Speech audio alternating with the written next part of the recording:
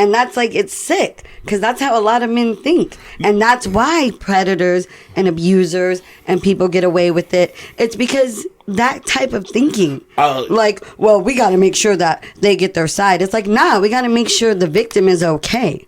Like, fuck? I 100% agree with you. I just feel like... You don't. The way you just explain how you think about things, you do not agree with me. No, I all. I agree. First of all, wait. You don't. I'm going to explain it. Because I agree with both of you guys. And you're having a hard time articulating it. So please. Because... she's 100% right, and what we're talking about, audience, right, is like victim blaming for the most part, especially like if somebody's been like sexually assaulted or something like that. We came in super hot, right? Stupid hot. But my point is that I think that you're absolutely right. We should believe victims. We should look into that check-in, make sure they're okay. The problem is, and what Zoe is talking about is that in the event that they were wrong, the person who was alleged of doing something is already in trouble in the eyes of public opinion.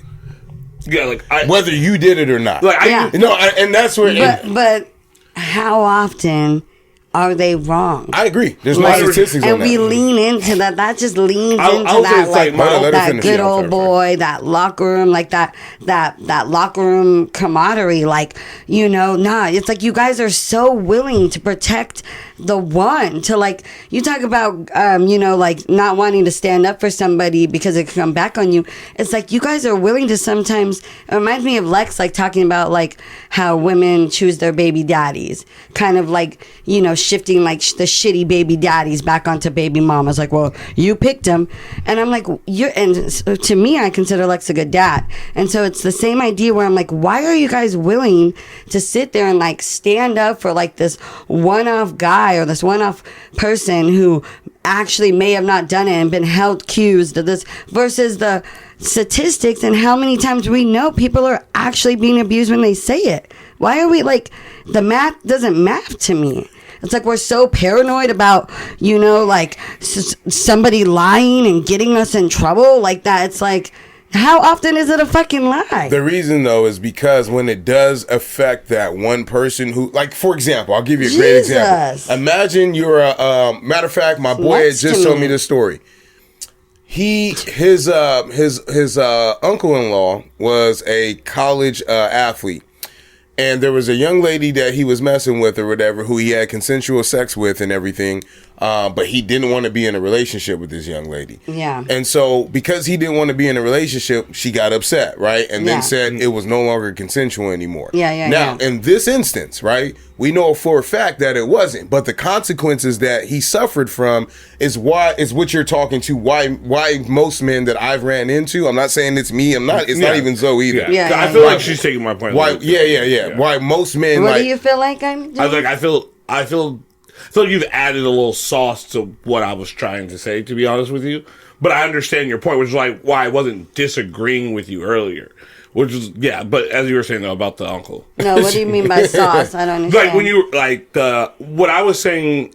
He was saying that it's like the standing up part, that was sauce on that. Like, that wasn't the point I was making about, like, it wasn't like you can't defend somebody, or no, you should defend somebody, or you shouldn't defend the victim. No, I know that. I just feel like it came off as if, like, I was saying that wasn't the point I was making, though. I just want to make that clear. I know that wasn't the point you're making, but that was one of the points that you used to support your argument. I was reiterating it. That wasn't the point I was trying to get off. So what is the actual point you're trying to get off? I feel like we've lost the whole point. All right, you say the point, though, again, just in case we got... All I was saying in regards to the previous story that I was telling, keep this in mind, was because you had made the joke of, I left her there with the predator. Because you kind of did. Like, on God, I'm kind of like, wait a minute. Damn. That's not fair, though. You kind of left her... Like, you said that he was being kind of like... You felt the energy. You felt he was aggressive. You felt him like trying to, but he was saying like, you said she's prettier. He's like, she's prettier. You know what I mean? So you knew he was. Felt like he was legging it energy towards me, not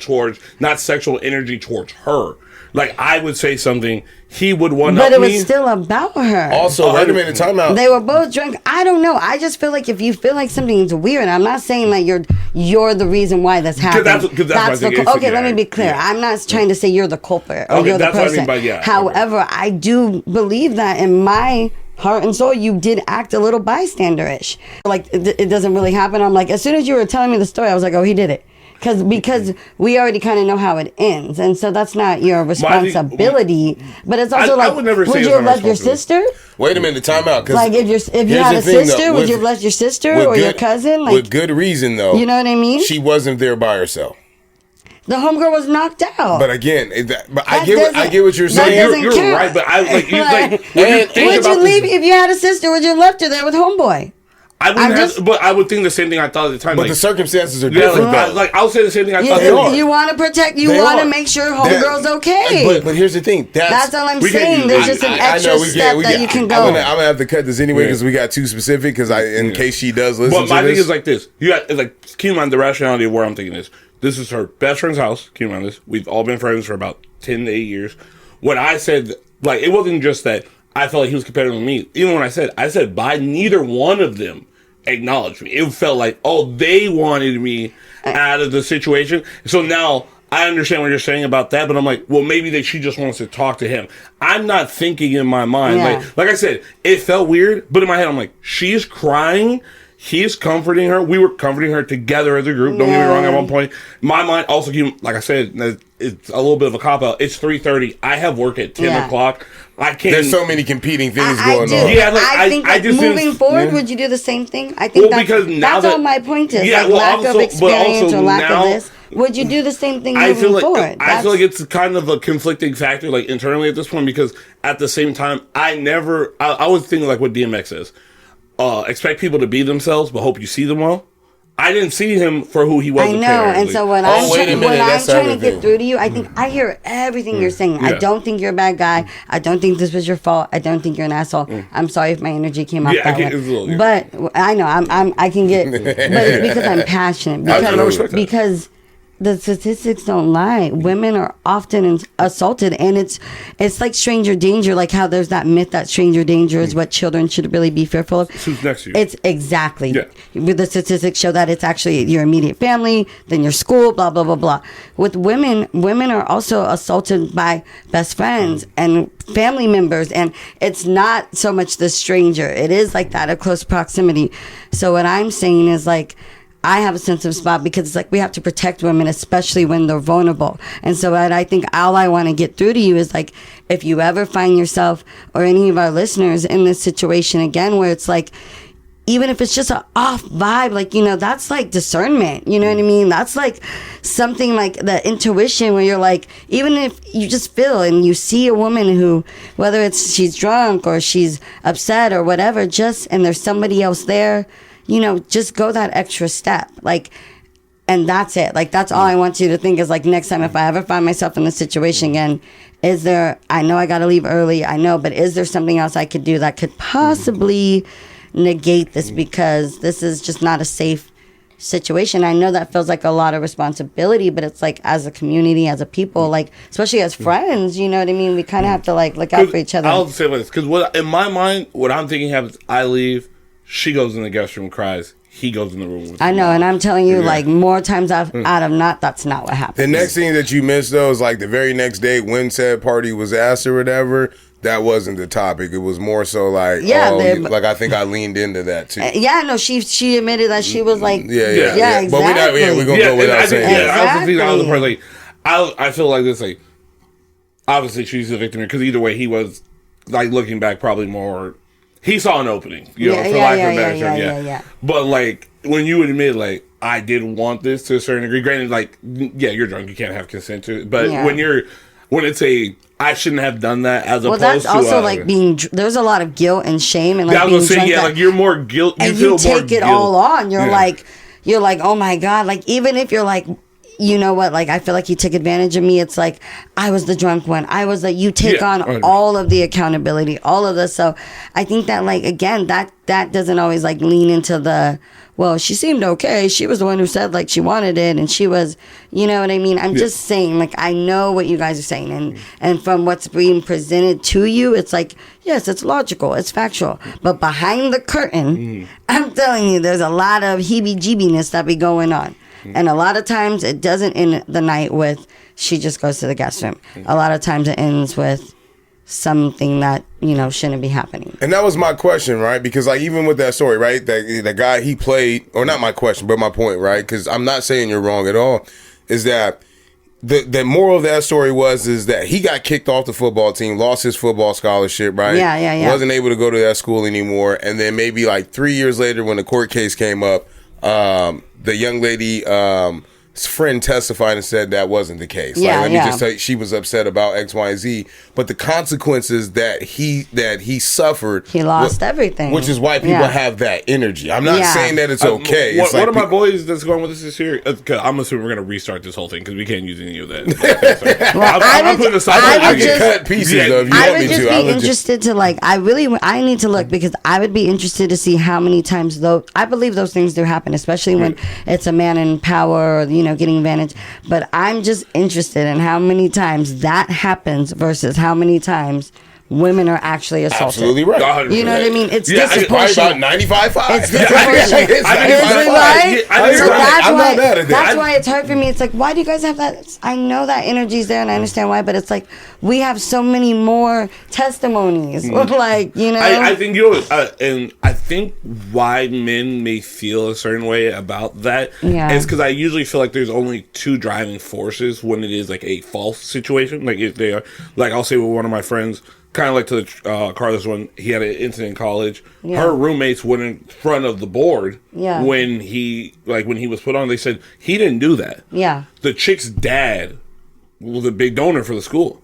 He got kicked out of school till she graduated next year, and it was on his record. And it was hard for him to get his master's and transfer other places, even though people had stuck their necks out and said that's not what happened. But because the father had money and power, and the girl felt a certain way, even though she wasn't taken advantage of. And I feel like certain men feel a certain way about it because they look at believe all victims, and then it's like, well, when we are telling the truth and people are still standing up for us, we're still getting the brunt of Both it, which I don't think is logical to the same lose. point, but I think it's the fear that men have. Like, you know what I mean? You know what I'm saying? I'm not saying it's right in the logic of it. Like, in the midst even if you don't do anything, if they just fucked in the end. I think it's the power dynamic shift that. Have I left situations feeling like that? That's a really good way. The fear. That's a really good way. Because now they have control. It's kind of like, you can say like. This is something that's funny. We can kind of start. It's that boys' club, bro. You guys are all like protective of each other. No, but that's the thing. We don't talk like that. But it's just like it doesn't need to be known. That's why it's called this. It's like this mysterious. All of us are not like that. That's the problem. I'll say this.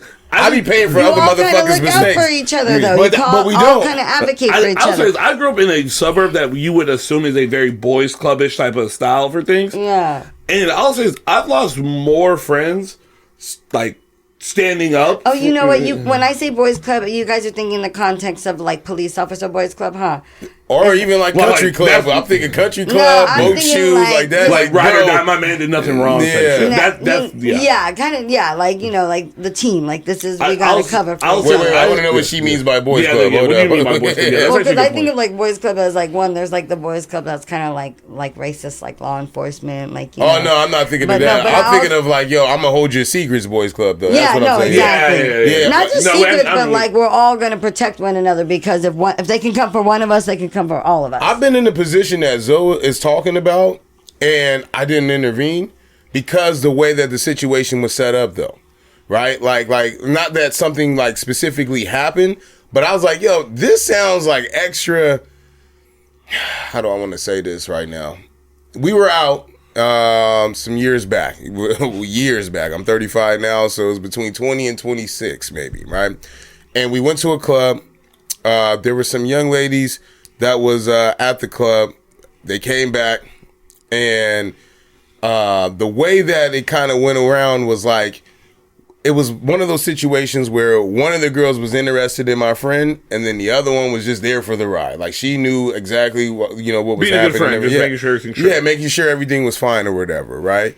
And so, like, when it comes down to, hey, you want to mess with my man? Like what's going on? Like, the whole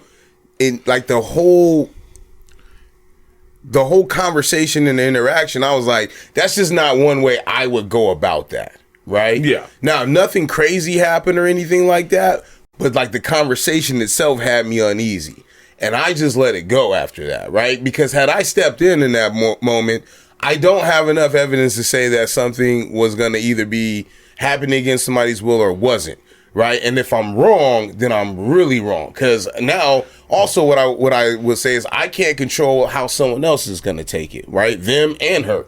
She'd be like, oh, that's not even the case right now, right? Unless somebody had like a serious issue going on, I would have said like, hey man, like you wilding right now. But I didn't have enough. And so I felt like in Zoe's story, like hearing where he was at in his perspective and the circumstances, right? And the relationships that were formed before, I think like Zoe was justified in, doing what he did because it was like, I don't have enough. Now, the luck is the next day when it happened and then certain admittances, it was like, all right, he was right in that standard. But is it on the line? Absolutely. It's definitely on it's on the line. You're right. Also, I agree with you. I'm not saying because hindsight makes it look so much worse. And it's like, I'm comfortable giving him the one off. Right. But for me, is the accepting the, okay, next time moving forward, yeah. It's like, nah, it still feels like there's like resistance because it's like, well, I don't know if I'm going to overstep. Let me ask this then. It's like, who cares if you've overstepped? Like, it's better to be sorry than to be Am I wrong for not associating with that person in that same capacity ever again? I didn't quite understand, like, the conversation. I got what you were saying. Because you're not trying to give information, and that's the thing. Right. The gist of what I'm saying is like, it was more like, in this era that we live in right now, it's all about like hard-nosed consent. But I also think like there's nothing to be said like versus like, are you guys good? Like, hey girls, you good? Like, all right, I'm like, that's all it takes is like a quick, like, that's not an overstep. That's not a like, I just fucking took somebody to court. Right. It's a boy step thing because if I do that, like that's a crazy thing to do. That's just like, like, hey, like, she's right. You good? Like, you saw what I'm at? Like, like, and I'm gonna be real. Women do that. Men don't. And that's what I'm saying. That's where the term cock block came from. You know what I mean? Like that behavior right there in our circles or whatever will get you fried up. So you're right. But I think as men are like friends with women, and like that's why I'm saying I'm just older me now with a daughter. Yeah, I understand now. See, you get what I'm saying? Yeah. I feel like if I was out with you and I was about to go out with some guy, we were drinking, we met up for drinks, we were with Adele, like whatever, we're having a good time. You know me, I'm so shy. I meet a guy, you can tell I'm a little faded. I make sure you're good now, right? But I needed those experiences that I had earlier, exactly. For me, and just like Zoe was telling, right? Yeah, I'm sure he would find a way to do it. Because like I'll say it's for the same exact like the example you again. Remember, I'm open-minded. I'm free-spirited.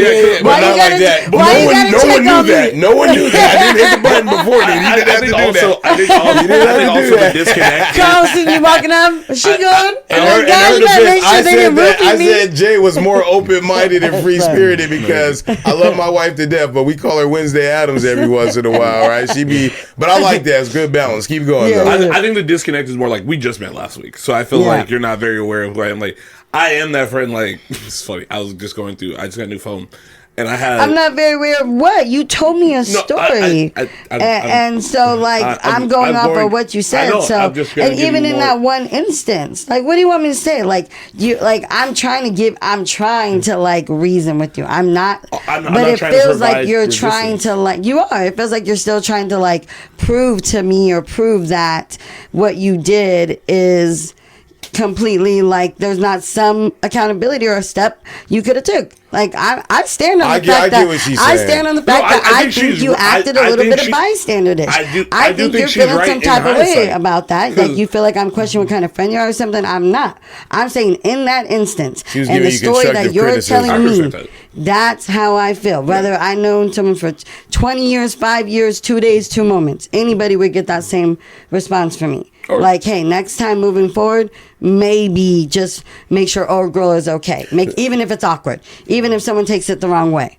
You know? And Zoe, you're not wrong. No one thinks I don't think you did any wrong. she don't think. I think she was giving you game more. I don't than know. anything. She said she didn't think I did anything wrong. Yeah. No, I'm saying she too. Though Yeah. I'm saying Jay too is saying like, oh that's what I mean by I don't she think didn't you say I like did left anything her wrong. she there basically what she did to you was some grown ass shit. She put you, and I'm not saying you're not grown either. No, but I'm saying yeah. she gave you like the company, like, hey, we got some areas of improvement. Yeah, You've been doing and great. I can respect that.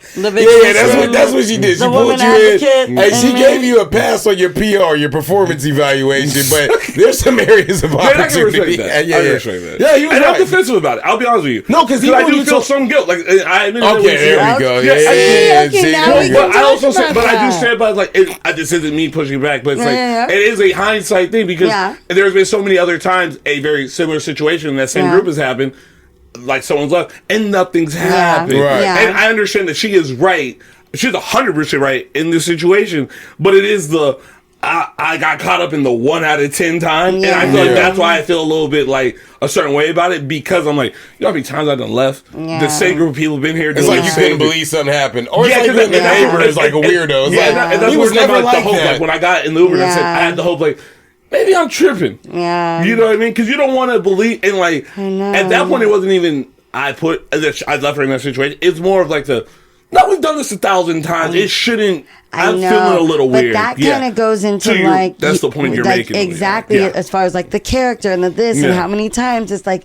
It doesn't matter because it only takes like one time in the right opportunity, the right situation. Like it doesn't matter how long you've known people, and that is the sad truth and the scary part. And I think that's really what I want. Like, not to be a Debbie Downer, but that's what I want all of us to take away from this conversation is that like we just kind of have to look at whether it's our children, whether it's our friends, men, women. It's not just a woman thing. Like we got to kind of like take that extra step because even those closest to us, they can be. Not doing things they're supposed to. But I really, I really am not saying, like, I don't want the bystander to come off like you fucking just left her there. I was teasing when I said you left her to the line. You made me feel like I pimped her out. I think that, like,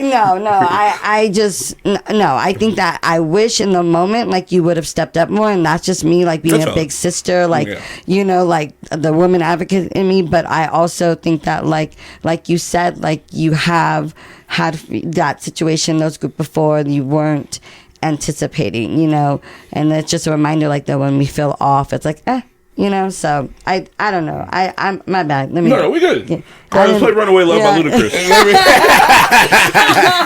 We're going to start this pod. Hey, if that story didn't make sense based on the edit, who gives a fuck? And we in. Here we go.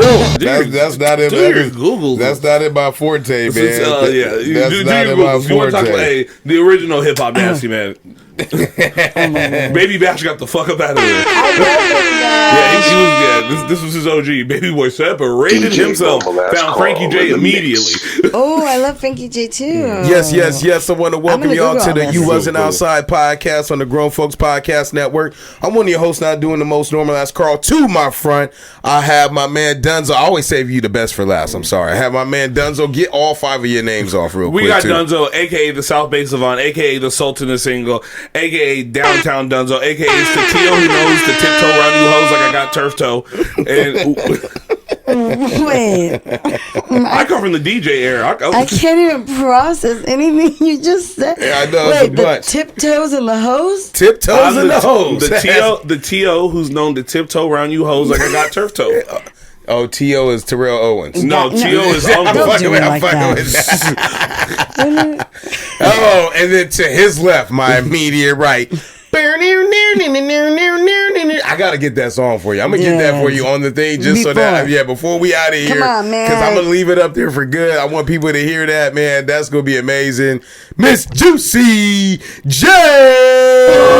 Shut the fuck up. I need more names, man. Me too. I want to tell you something. Do you know who is? Oh my God, Shadow, Mr. Shadow. The rapper? I do know that. Yeah. The fact that you guys were just talking all about that. That's my uncle by marriage.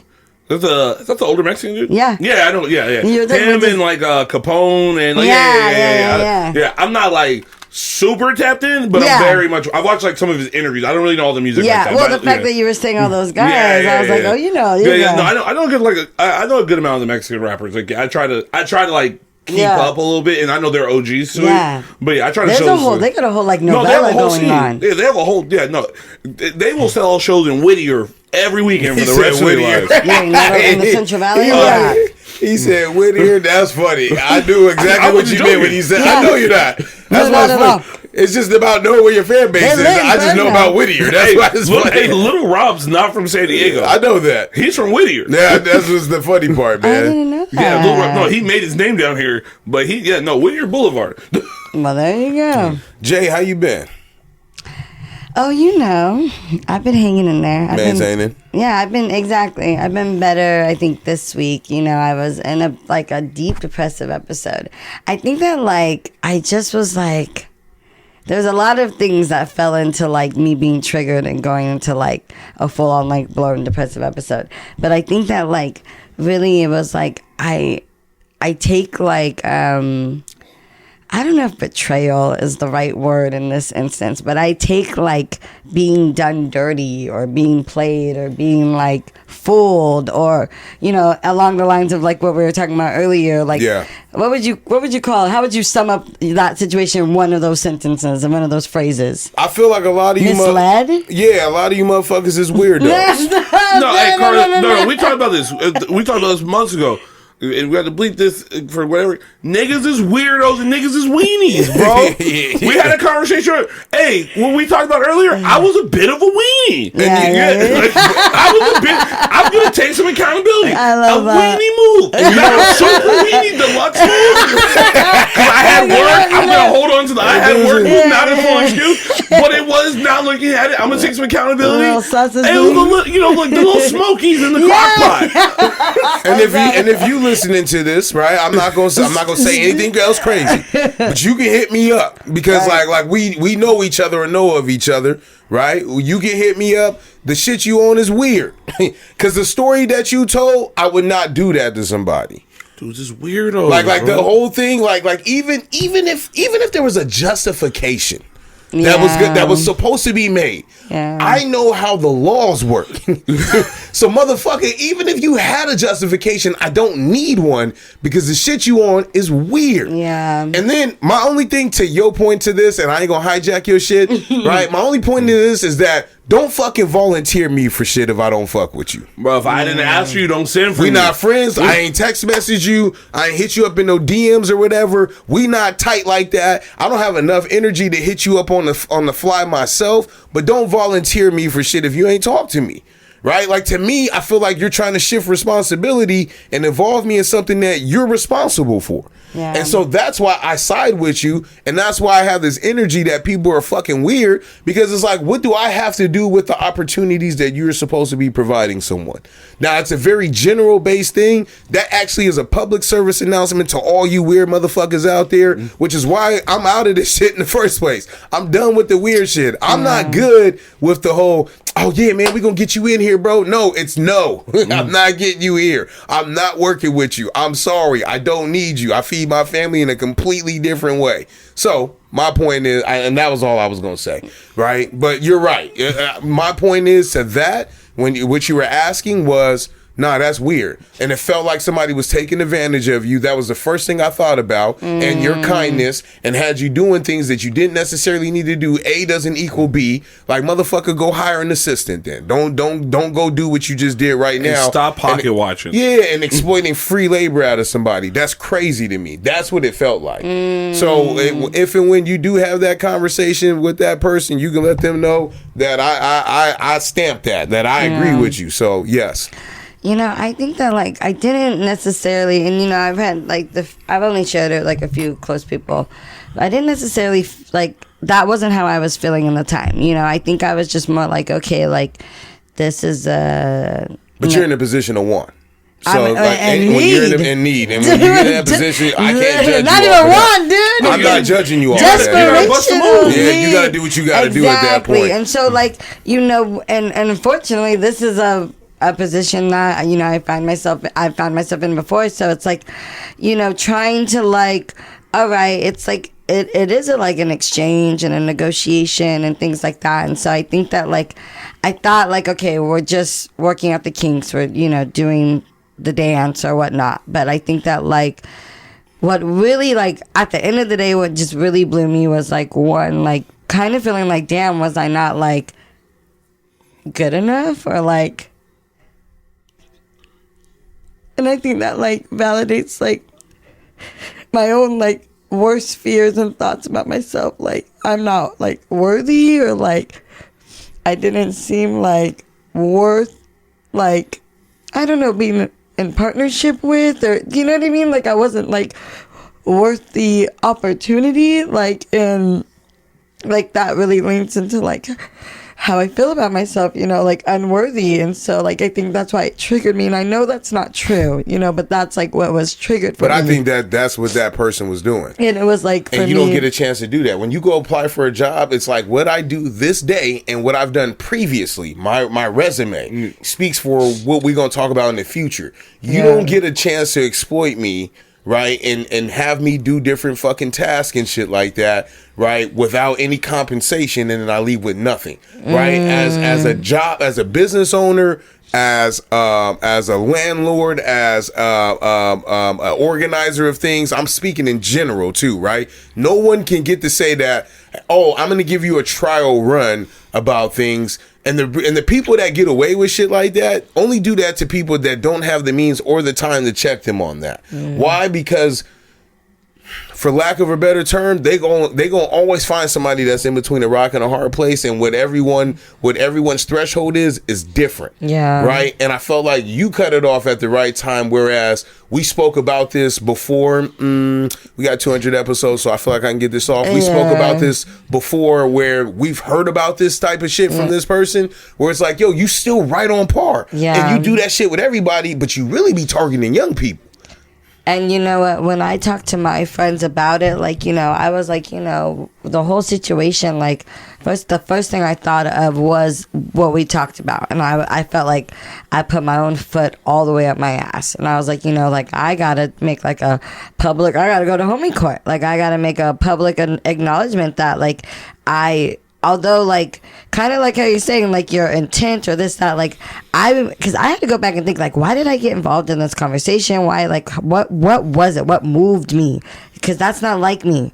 But I was like, you know what it was I remember just being like, I know this girl is on the verge of not having what she needs and being out here in these streets. Like, girl, whatever it takes, make it work. And that's how I was moving throughout this. Whatever it takes, make it work, make it work. And so, you know, I think back, like, oh, you know, like, in some ways, I'm like, this woman was more vulnerable than me because she's a young girl. I'm almost 36 years old. Like, you know, this is not my first tussle with this. You know, that young lady, I think she was, you know, much in her early 20s, you know? Right. And so I felt for her, and I was like, well, no wonder because I only told a few close people to me, and my people were hot, you know? And so I was like, no wonder why this community came behind her and was so upset with me for feeling like I was co-signing, you know? And they were like, you didn't know the ins and outs of the situation. And I was trying to chalk it up as maybe it was a misunderstanding, you know, this doesn't seem like the character of this person that I know, you know what I mean? And so,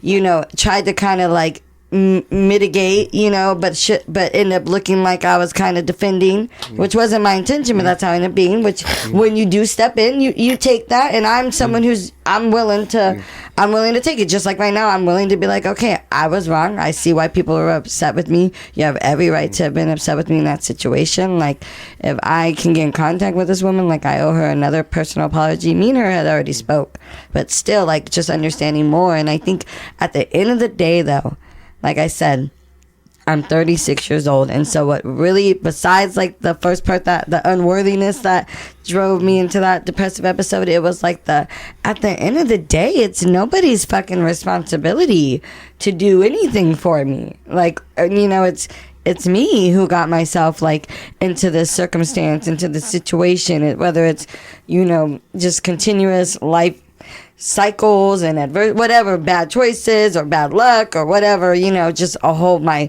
mental health lean. It's a whole thing. It's a lot of things that lead into it. But still, I'm like, at the end of the day, it's me. So I can't be too upset because it's like, the person I thought who I don't like that though. You know I don't what I like mean? you taking that type of accountability, because that leans into what you were talking about last week in terms of feeling shame. Because what that also entails is what we talked about on the beginning of this pod. Exactly, predators are everywhere. That motherfucker is a predator. Maybe that's why I'm so upset, because I'm like, I got God. Yeah, bro is a predator. Is that what it is? I'm not seeing. I don't think I'll say this. You were right, so I don't want to say you were projecting on me by any means. Yeah, but you might have a little bit more gravitas for it. But not because of it, just because women in general. Yeah, in general. But yeah, I think what you possibly are going through, because like add just a little bit more sense onto it. Yeah. But you know, she's not gonna say it, but I'm gonna say it. Fuck Mobb Deep, fuck Biggie, fuck Bad Boy at the record label staff from the crew, and you down with them? Fuck you too. Chino XL, F you too. Yeah, I honestly feel like you can't get. It's one of those things where this is somebody. Thank you for getting it off for me. Thank you for getting it off. I can't. This one has to be the toxic person here. Yeah, and I've learned in the last 2 pods. No, it's me. No, we're all healing and growing. I'm not growing today. Just telling you right now. I literally was like, we ain't gonna talk about. I'm sitting here. I didn't say nothing when you was talking because I was really listening, and I wasn't even gonna go into that, dog. I know, but I needed to hear it because I was like, yo, now this makes sense, because what you said last week, I went back and re-listened to the pod, and I was like, you know what? Me and her never had that conversation. Let me at least get a gist of what happened. And I was like, yo, yeah, that right there is like what we were talking about, grade A predatory behavior. I be wanting to give black men a chance, right? I be wanting to give our community a chance, right? But I feel like in 2025 that we have so many people.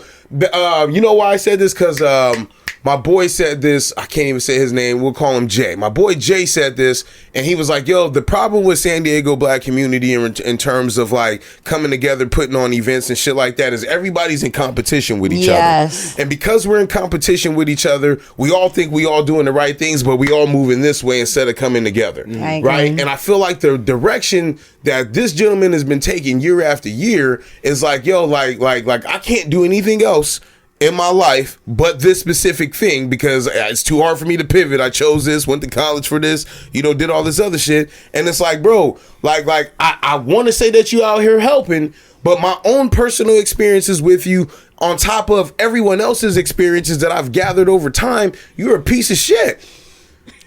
Jay didn't say it, I said it, but you're a fucking piece of shit to me, that I'd never fuck with you. Like for real, like too much weird shit. I've hit this person up in the past and asked them things, right? Not even on some like, yo, let me get on with this or whatever, but I've asked them like on some like, hey, we can come together and do some real big business type stuff, right? Like if you in this type of like pocket or whatever, let's do it for this community. No response. And that's weird, right? That's one of the like DMs I have, No response, right? Randomly, right? Like this person. Randomly, this person, I've hit them up and I said, hey man, whatever y'all got going, like, yo, we want to be a part of it. Next thing I find out, like maybe weeks later, I don't remember, right? We no longer following each other no more. So you on some bullshit. So then to me, it's fucking ironic when I sit here today and then it's proposed that, hey, we should all get together and do X, Y, and Z. Motherfucker, fuck you. When I tried to come at you with some other shit before, you did weird shit, right? And we had a candid conversation, and I told you, I said, look, my grading on this person is 2-star. But if it's 5-star for you, go ahead. And I let it go because and that's at the time it seemed like okay, maybe, and that's okay. Like that's what I'm saying. People are allowed to have different experiences with the same person. But that's what I mean. Like but I went in like, you know what I mean. I went benefit of the doubt, feeling kind of like, I don't know, man. Like, but as you should, right? But we always talk about protect black men, but I have a hard time protecting people, man, that continue to go outside without a helmet on. And know better. How can I protect you and you outside and you ride a motorcycle with no fucking helmet? You get my analogy. It's like, yo, I can't save you from yourself. Yeah. Right? If you out here, that's what you meant by that. That's what I mean by that. Yeah. I thought it was a slow joke. No. Come on. Not that type of helmet. But I'm just saying, like, you're just living on the edge, bro. And it's like, yo, how can I help you if you continue to do that? But then if I want to extend some grace and say, hey, nah, you know what? Maybe this time. maybe this time. And that's when you lose believability, because it's like, yo, you're like 5 times deep right now, fucking people over, and I'm like, you and that's the case. Got me, motherfucker. Yeah, he made you a statistic. I feel like if it was like my man, like I'm like, dude, I feel like a stupid bitch. Like, have you ever heard women be like, yeah, like I feel like a stupid ass all my homegirls bitch. told me not to date him, and I took his ass back. If it was just the one thing, here's what I'll say about this. I'm gonna let it go, because then I'll get too specific. If it was just the one thing, the first thing that you brought up that you had to do, right? The very first. If it was just that, okay. Yeah. But then the follow-up shit that she brought up after that, I was like, oh, this motherfucker's wrong. That story shouldn't have been that long. It shouldn't have been that long for what you were asking for. Yeah. That's where my point is. Yeah. Because now, if you were to do what happened to that person in the most recent past or whatever, then you would be justified. And he would have to eat that. And that's kind of what baffles me too, because I was like, I'm so stupid. Like, because like, why wouldn't I? Why wouldn't I come on here? Why wouldn't I go on my Instagram stories? Like, and I'm just in a place in my life where it's like, I'm just like, I'm still processing what happened. I'm still like, well, maybe I misunderstood. You know what I mean? I'm still trying I don't see the find reason. my fault in it. I don't think you should ever feel, and I try to live my life like this to a fault. I'll admit this, to a fault. I'm never gonna feel bad about trying to give someone the benefit of the doubt. No matter, I feel like I'm at a point now where the energy I have, once it's done, I'm going to give someone who I'm really hoping is trying to put me or someone else in a position to do better things. I'm going to. Oh, now don't get me wrong. If you're just snake sliming and I have like real hard proof of it, that's different. But if we had a casually good experience around each other, I'm always going to try to get someone benefit of the doubt, because it's too much energy to walk around that negativity in my heart for someone, and that's just me personally. I don't think you should have that. Like, I don't think you you can feel guilt about everything else in the world. I'm not going to tell you how to feel, but that specifically, I'm going to stop you and be like, nah, like, you don't want to lose that essence of humanity. Nah, I get that. You don't want to lose that, man. Yeah. Like, because then once you lose that and you become it's predatory behavior to a certain degree, don't get me wrong. But once you go out there and you treat the world like it's actually the savannah and you think everything's predatory, like the paranoia and like the lack of, you'll block your blessings. You start carrying yourself in a way that you are now as negative as you view that, and that's so much more work. I think how personally. I was feeling that whole week was so like in a savannah, like, just shut down. Like, I can't count on anybody, and we know this. You shouldn't count on anybody. I shouldn't have to count on anybody. So like going through that cycle and being like, you know what, like shutting down, being like, well, fuck, I'm really out here like by myself, and that is like a very scary place to be, especially for someone like me. So being able to kind of like and that's why I'll always say like therapy saved my life, because I now can recognize when I'm in certain moods that like, oh, this is like, I'm upset, like something, and it doesn't always have to be something that happened, like, but I can feel like what kind of space I'm in, and I'm isolating, and I'm having that kind of paranoia thought, like, no one, like, I'm by myself, like, I should have known, you know what I mean, that shaming, like, that shame spiral, and so the situation was fucked, fuck. I appreciate you guys for like saying all the things that you guys, I know, probably deep heart in my soul and heart, like, and I think like for me it's just like the energy of like, I don't got time to blast anybody. Yeah. Like, you know what I mean? Like, because and for also, what, you be mad at that point. Exactly. You're going to look back and be like, I'm corny for this now. And, like, I gave them that. You ever like type out like a crazy text and right before you send, you look at this shit? No, this is how I know. This is how I light up the mood a little bit. This is how I knew I was a psychopath. This is how I knew I was crazy. One of my boys did some kind of to what we were talking about earlier, and I was gonna lose my shit. Yeah. So when I found out, I was about to lose my shit. And then I realized, I was like, the people involved were like, chill, don't talk to them about it, leave it alone. We're just gonna ice them out. I knew I was crazy because when I was writing the text, I said, oh, the text box don't even go high enough. I need to go take this to the notepad on my phone so like I can see the full thing all the way down. Can I tell you something though?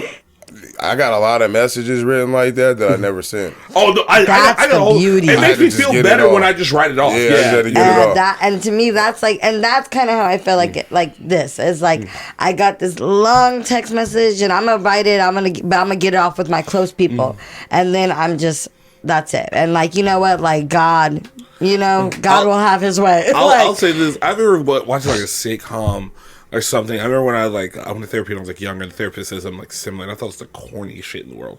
But basically what we're saying is it's like the whole write a letter, make it a paper airplane, just fly it away. And just have it go out because you got to get it out. And I remember being like 12, 13, like, I ain't writing no phone letters. That's some stupid shit. And I got a notepad full of mixtape intros just talking shit about people that I ain't never read send off for a text message. And I'm like, damn, she might have had a point. Right? It's therapeutic. It's therapeutic. I'm just saying, like there's and to your point, right? And then we can wrap this up on my side. Like I've always just erred on the side of being the most solid individual I can, right? Not everybody like how I come across, and that's cool. But I've always, to the people that have experienced me and have nothing but nice things to say or whatever, is because they benefited from, having that type of relationship with me. You know what I mean? When you do weird shit, we had a dude come on this pod. You know who I'm about to talk about. Oh, Lord. We had a dude come on this pod, sat here like in our face or whatever, and, act like he had a great time. And then, like through DMs, wanted to talk shit about Lex. You're not invited here no more. Like I may not blast you or say nothing, crazy or outlandish, but like you live in a glass house. Like none of y'all motherfuckers that think that like we cool and we have conversation with, I fuck with them more. I fuck with my family more. So if it came down to making a choice or whatever, I'm choosing the longevity in my relationships. Right. And then I'm also peeping how you look crazy online or how other people speak about you guys, like in the background or whatever. I don't fuck with you.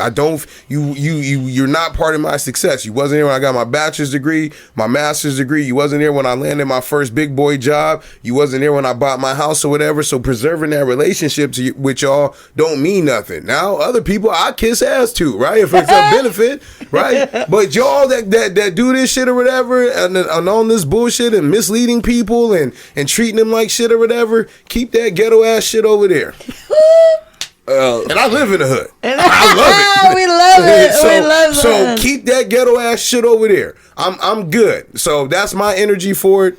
Anything closing remarks you want to say? I try to have it for you because I want you to feel. I felt where we was going, and I was like, nah, that ain't on you. Yeah, no. Speaking of helmets. And safety. Speaking of safety, escape rope. I was talking about general manager. We'll get to how I'm doing later, but you said the helmet thing, and I've been thinking about this for the last 6 minutes. I'm sorry. So, I was talking about general manager. He hired me 10 years ago. I came back to work with him. We were talking about. It's been blowing my mind that people come to interviews just crazy. Like I'm still wearing, like maybe not a suit. I mean that's a little wild, but like slacks, button-up shirt, tie. You know what I mean? Maybe not a tie, depending on how I'm feeling. The footwork. I've kind of gotten away from the dress shoes if I'm on an interview. Maybe some like nicer Jordans or some clean Air Forces if I have it, depending on where I'm going. Look like you fresh out. I saw. No, fresh out the box. Fresh out the box. No, fresh out of jail. Oh. Go keep going. I'm just ad-libbing. Go. I'm not gonna. You have too many garage tattoos to be telling me I look fresh out. That's on the doctor too. I'm gonna save it. I'm gonna save it. Okay. Oh, the new tattoos is crazy. The little stencils is killing me. Go ahead though. So we had a man come in, lied, say he asked for an interview, lied, say he put his application out there. I don't even care if I get in trouble for work. I told my boss, I said, and that man's been sitting there for about 10 minutes. He goes, yeah. So yeah, he lied about his application. I said, he had me go in the back look for this application. He never filled it out. I said, oh, that's a powerful move if you got like a good resume. Like, let me lie about this.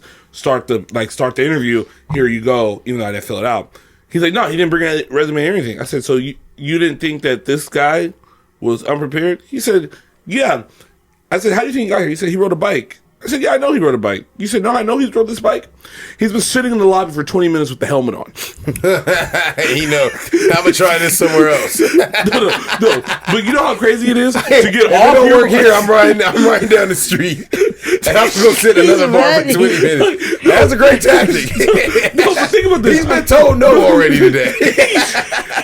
He already packed it up. Bro, they said, hey, the managers will be right with you.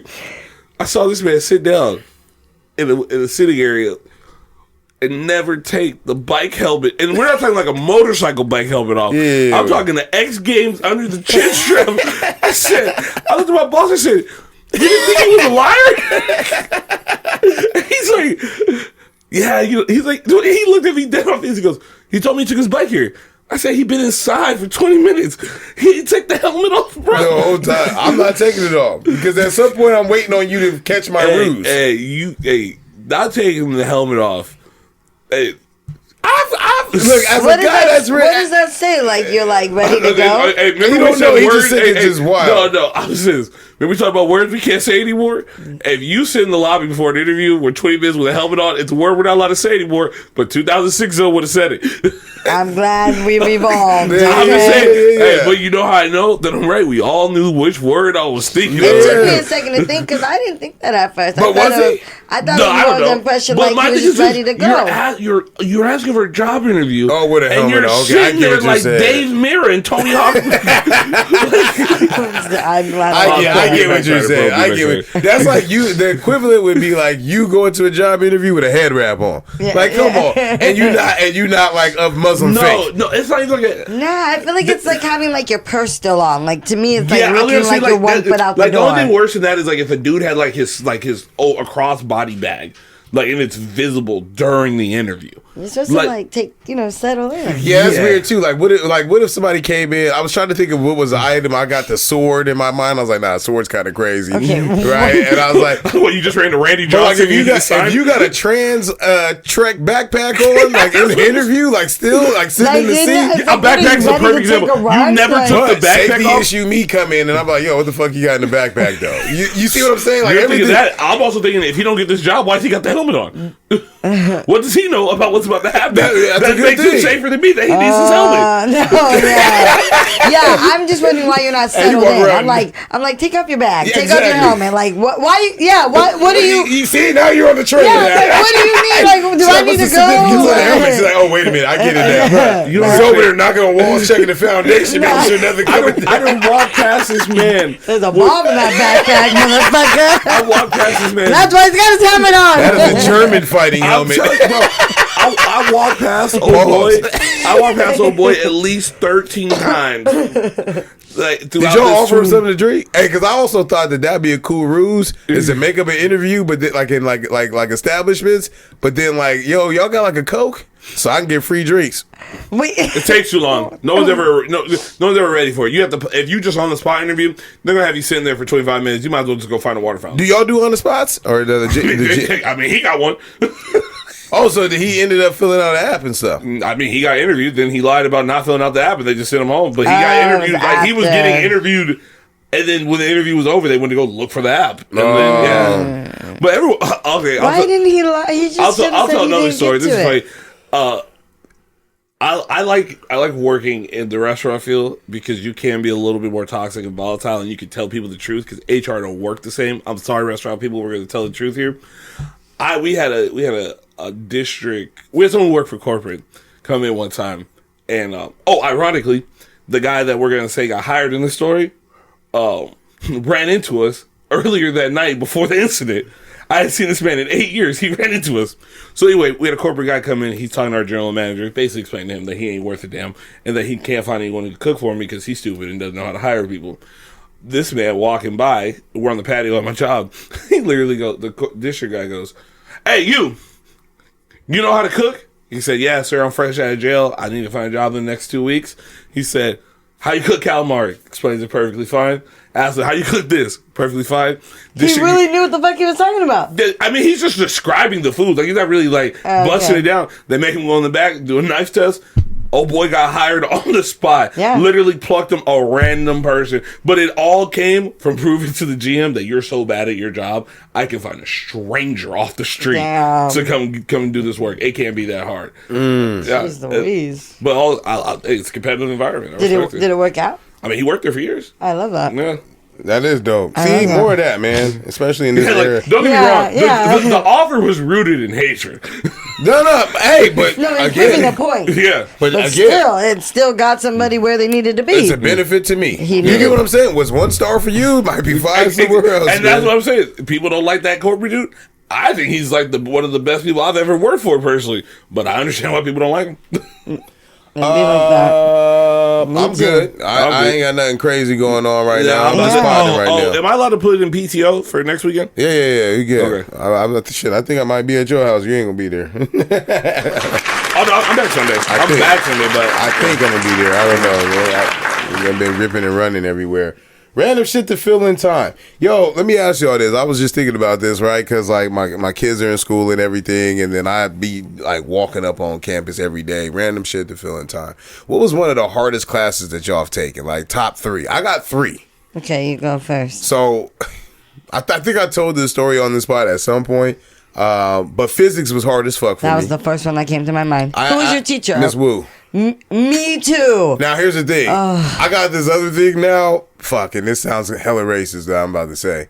But certain people, like certain groups of people that I've known with demeanors and shit like that, like I can classify people by race, right? Just for fun, right? And I feel like certain groups of people shouldn't teach certain subjects.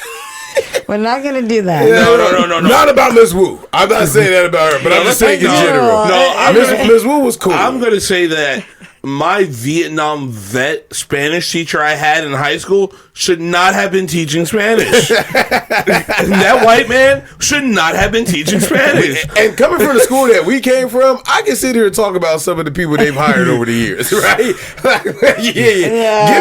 some of the headlines that we've had over the years, I'm not going to say nothing bad about them in the same vein. You don't have to. You can Google it. Yeah. You can Google it if you remember, or just listen to the pod and run our numbers up and find what episode it was. We do want to be open to everybody. We don't want xenophobia, but it is true. Sometimes it's like same thing when like you get the customer service and it's like they got at the heavy. You're like, this is really hard for me to deal with, and I can't understand you.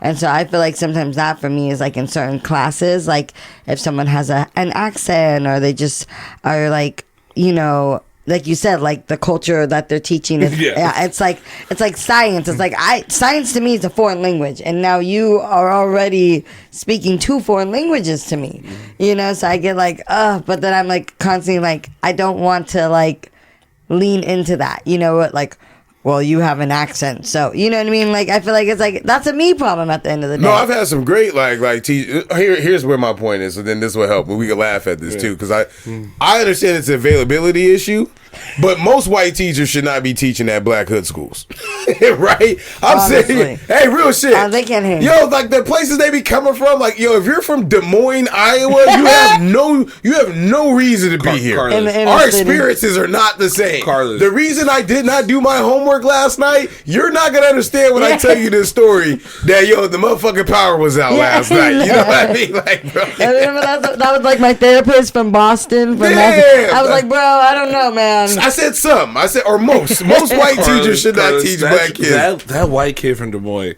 sat at home and MTV put out the classic Freedom Riders, and all he wanted to do was be Jennifer Gardner. If he didn't play travel basketball, now if you told me a white kid from Des Moines, Iowa played travel basketball and played a few LA events, cool, he could be a great teacher. Damn, we just giving out hood passes like that. That's absolutely crazy. He got Air Maxes on. That teacher wears Air Maxes and a nice cardigan. Oh, he's a little seasoned. Y'all be handing out cookout invites to anybody. No, it's not just like I said, it's an availability thing. Yeah, true.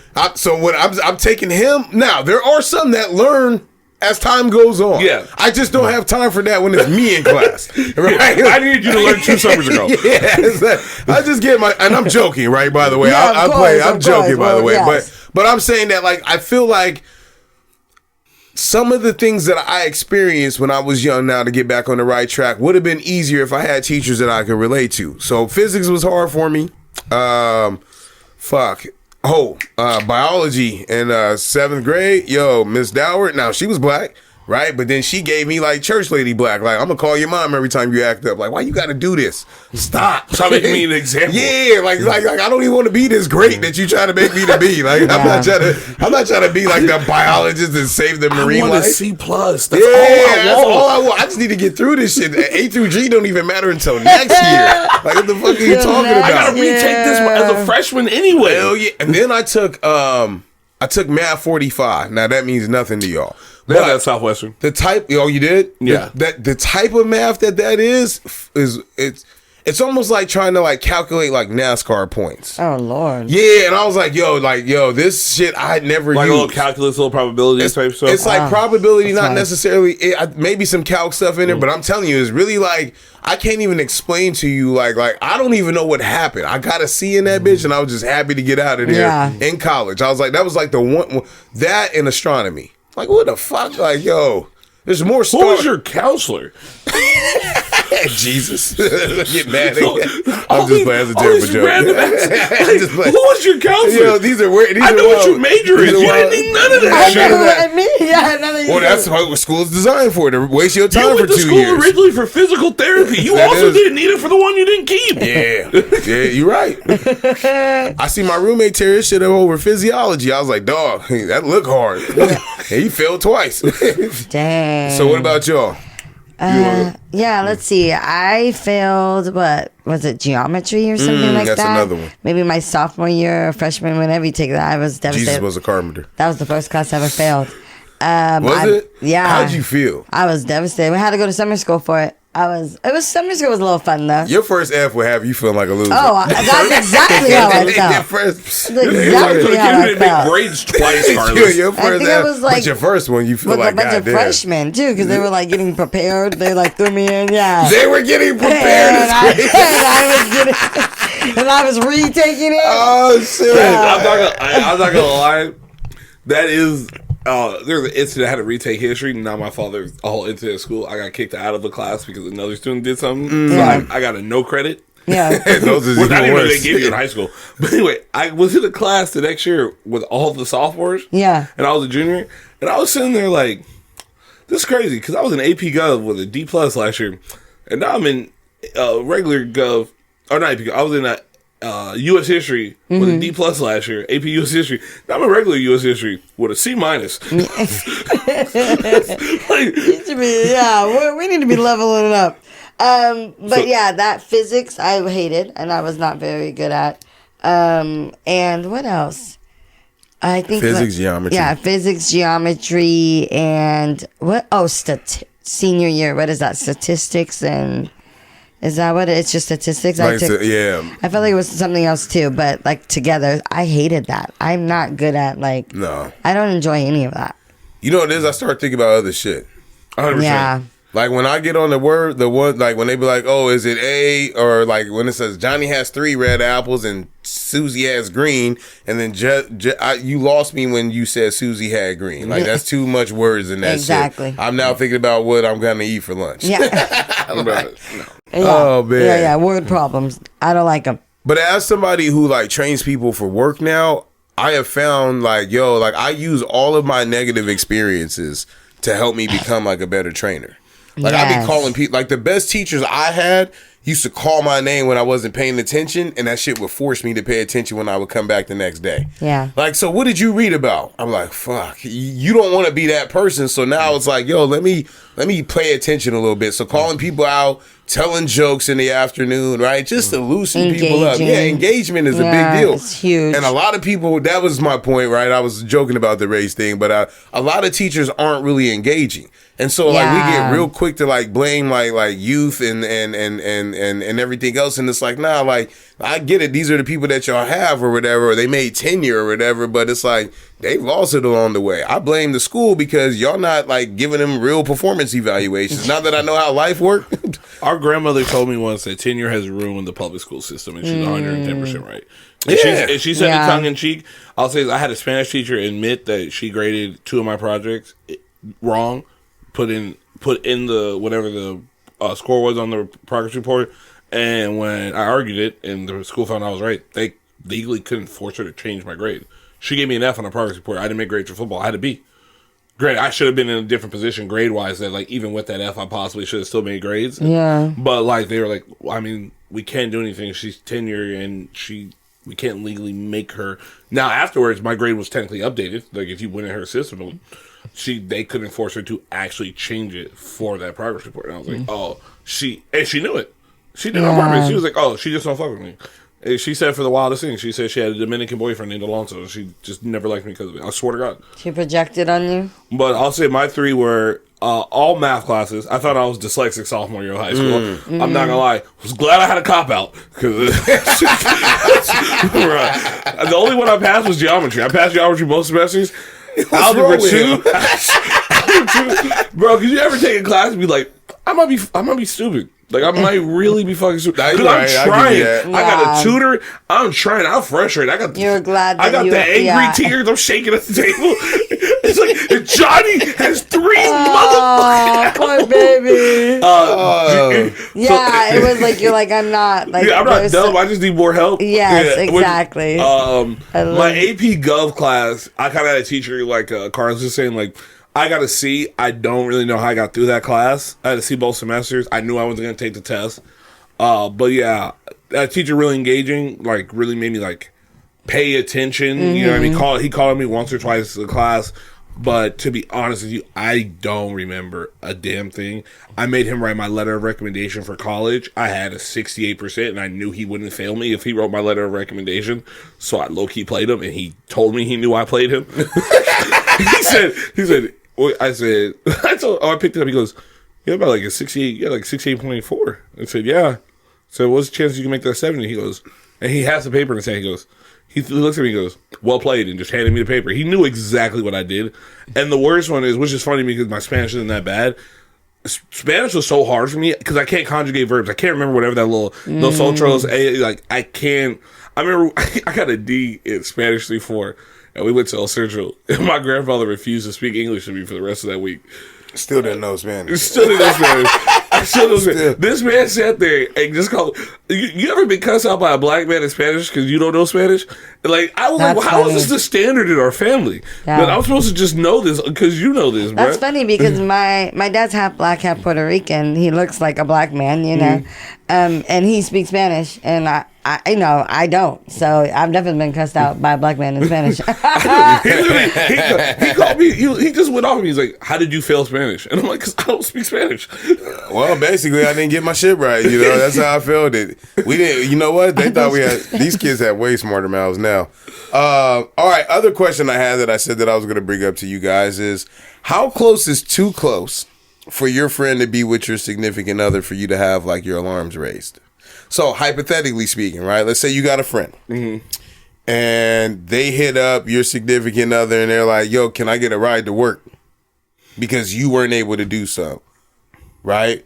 And they just knew it, right? You get up maybe 5, 6 o'clock in the morning or whatever, or they know you do the drop-offs and they went directly to your significant other instead.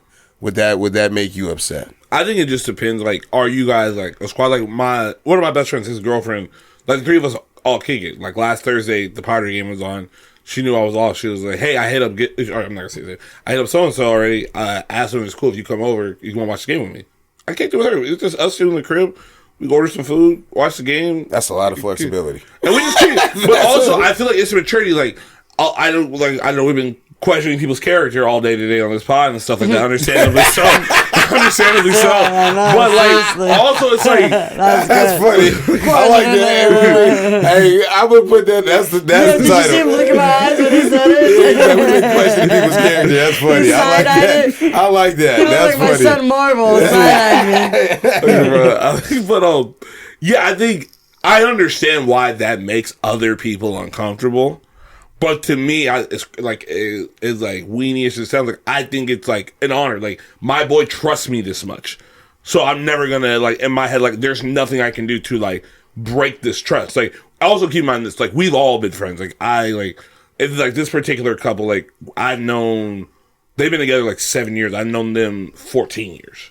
You know what I mean? Like, we've all been friends for this long. So, like, me and her had, like, we had our own friendship before they dated. Yeah. So, you know what I mean? So, like, I think that's also possibly, like, a factor. Now, it's just, like, if my boy starts dating someone, like, one of my friends starts dating someone new, I don't know if I'm just going to necessarily build a friendship outside of their relationship with the significant other. Which, you got to choose one. Yeah. It's like, if he brings, or, like, she brings, like, I'll say it's different. If one of my homegirls starts dating some dude and, like, they're established and been together for a while, me and him are probably going to be more likely to kick it over time, like, without her. You know what I mean? But if my homie brings in, like, he starts dating some new girl, I'm not going to... Me and her could be cool. We might even have, like... We might even send memes back and forth on IG if it goes there. But, like, I'm not necessarily comfortable just establishing a solo friendship, like, off the bat. Like, they need to be established, like, groundwork, like... years and years at this point, because my friends that are dating females that I'm cool with, that we have our own friendship within that, I've known like 10 plus years already. Yeah, I think that, like, you know, a lot of times when we're in like these dynamics of, like, I've talked about, I call them, what do I call them, group relationships, right? Like, you know, where we're all kind of in each other's, we're friends, and I think it's just like a matter of like respect. You know, I think that, like, I had a friend going, the girls were going out of town, I wasn't going out of town, but the dads were going on a zoo trip.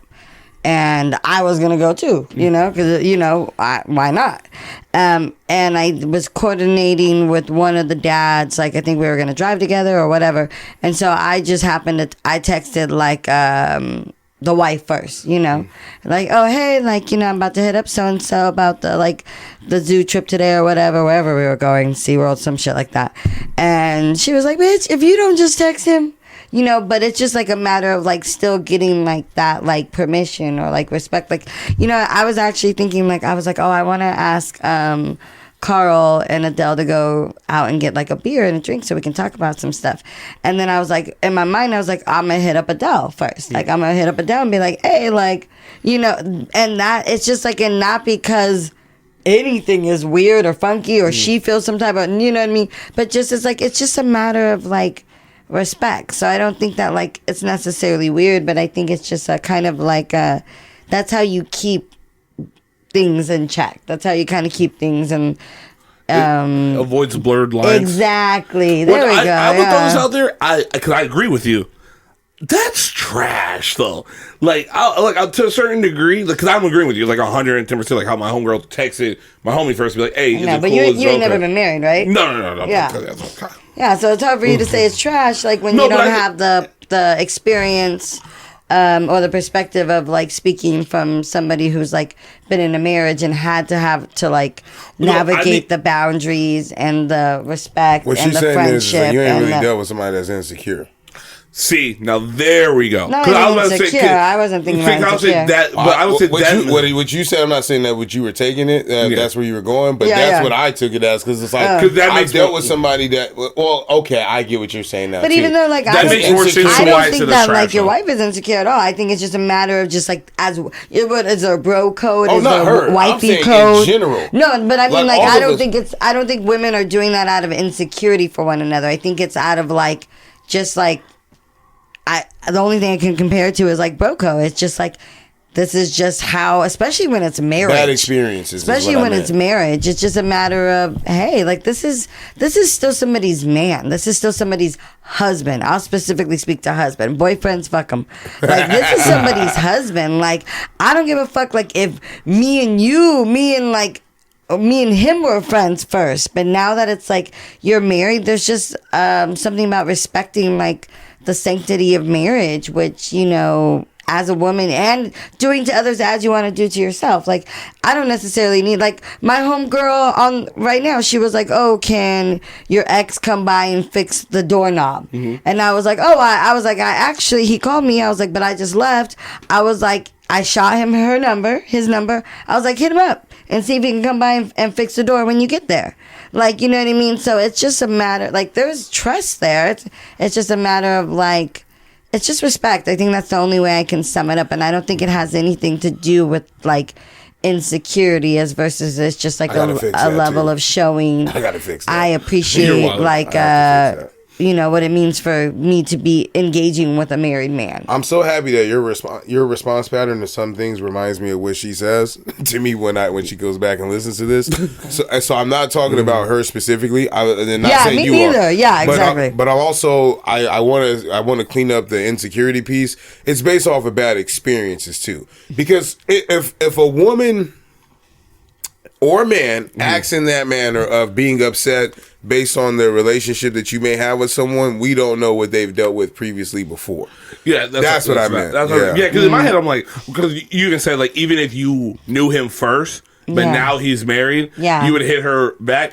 In my head, I feel like, don't get me wrong, like, I wouldn't want to be later with my girl and her and my homie kikiing on the phone at like 10 o'clock. But like, if he's got like if my homie has a direct question, he needs to ask her at 3:30 in the afternoon. I would want him to like, bro, don't bother me with that shit. Exactly. Like text her. Now, like, even to the point where like, I get the whole point where you're saying, like, you text her first about like, and I'm not a parent, nor have I been married, like, about the coordinating for like going to the zoo and stuff. But in my head, I'm like, oh, this is about the kids. Like, I don't feel like you would have the third party. I understand why you did 110%. I think just the one time for the clearance, you know?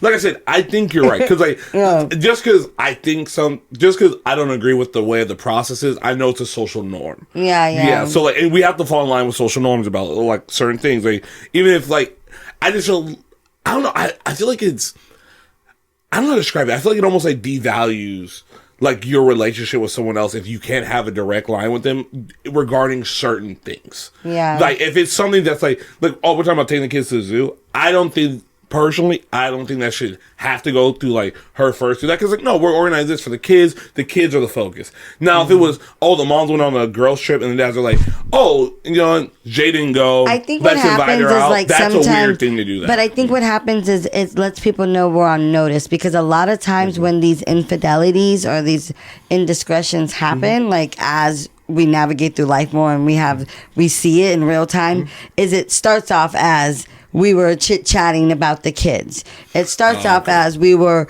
coordinating about this, and that. And it's like, and if there's like kind of this conversation that people aren't necessarily maybe made aware of, it kind of can leave space, opportunity for maybe things to go astray. So it's just kind of like when you're like on a team and you're working together and you're just kind of keeping everybody in the loop. I'm having this conversation with this conversation. I'm just kind of like, it's kind of in that, making sure that nothing can kind of, there's not even this idea of like secrecy or whatever. And I think that's just kind of where that comes from. And it comes from understanding that that's sometimes how that shit happens, and a lot of times that's where it is. It's in the workplace, it's with your kids, it's your neighbor. Like again, we always like, it's not just strangers. Y'all should be scared of. It took me a while to like understand. I think you're 100% right though. Like your point made his point more clear to me. Like it kind of goes back to we've seen bad experience or we've been a part of a bad experience, because like in my mind that's now where my mind would go, because I haven't dealt with that in that sense. Or you've never been part of the bad experience either. So like in my head it would just be more of like that's innocent. I'm very gullible, naive to certain things along that nature, because like I said, I'm not trying to look for the bad and everything. Like I'm like, that would stress me out. Like I don't know though. Like I said, I think I keep hearing you kind of. It feels like painted through the lens of like the bad, or like something bad happened, or like, and I'm like telling you guys like it's not coming from that. Like maybe like that's what it's just respect in general. It's literally just coming from the fact that like, oh, this is someone's husband. Like, they're married, they live together, they have a relationship, and as women, like, we know how it is. We know how men are. We know that men can move certain ways, and so it's just like, hey, girl. Like, just so you know, like, I just, that's it. It's something that we would never understand. It's not like this, like, oh, you bitches are insecure, you guys had bad experiences, or you guys think negatively, you think the worst of everything. It's like, nah, like, I'm literally, it's kind of like, like how soldiers salute to each other when they see each other. It's just like, it's just a matter of like, this is respect. From one wife to another, this is like respect. When she says, I don't understand it, like my wife would be on the same shit, but I the metaphor was fire. But it is, but I abide by it because I understand the because I'm like, you don't social norm. That's what I'm saying. Even if I don't agree with it, I'm gonna fall in line. Let's make this clear. Yeah, like I don't necessarily know if it's a social norm though, because people move shady and move that. I would hope it's a social norm. I would hope people would interact with that one another, because that kind of helps us keep us all on the same page. Like I said, no murky waters. But I don't necessarily know that is a social norm. I think like for the connotation of the fact that if you're for the most part not moving that way or perceived to be moving that way, we consider it shady. I think it does kind of bend towards like moving that way would be considered like the norm or the right thing to do, because if you're not, to your point, you're like it's kind of shady, or at least it opened like it's the best move you have in that scenario. Yeah, exactly. Yeah. That's what I'm saying. Like in my head, I feel like collectively the one would say. So it's so funny. You're quite the little debater, aren't you? Which I don't mind it, but you're very like specific on like semantics and words. Like I know you said previously, words really matter to you, but I see you hold on to like specific points to wrap around to make your point, which I can appreciate. But what I think in that is like that.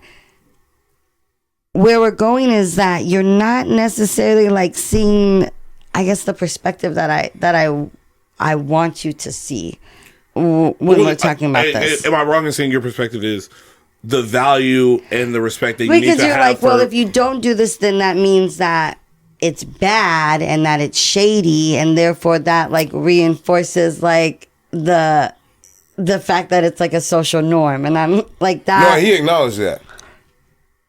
I think I want to say I want to say he acknowledged the salute, because that's what I understood. Yeah, that's what I literally. I didn't understand what you were saying. It made sense until you said the salute. Yeah, I was like, I'm with it. Just okay.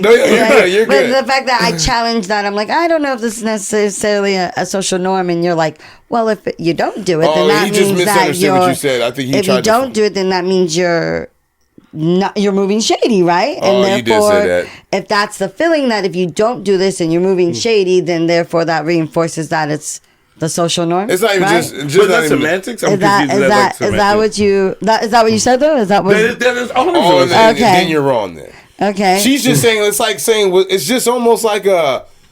Even if you don't do it, like if you don't do it, it doesn't mean that you're moving shady. It's just that, just give me a sign of respect. Okay. That's what she's saying. All right. Like fuck with me. Like acknowledge me. Give me my shit. And I felt like instead of like reaching me there, you double down back into that. I don't think that was my point of just saying I get what you're saying. I'm like, you like to debate. You like to go around. I'm not like that wasn't even my goal. I thought that's what you meant by that. Like, that's what I thought you said that specifically.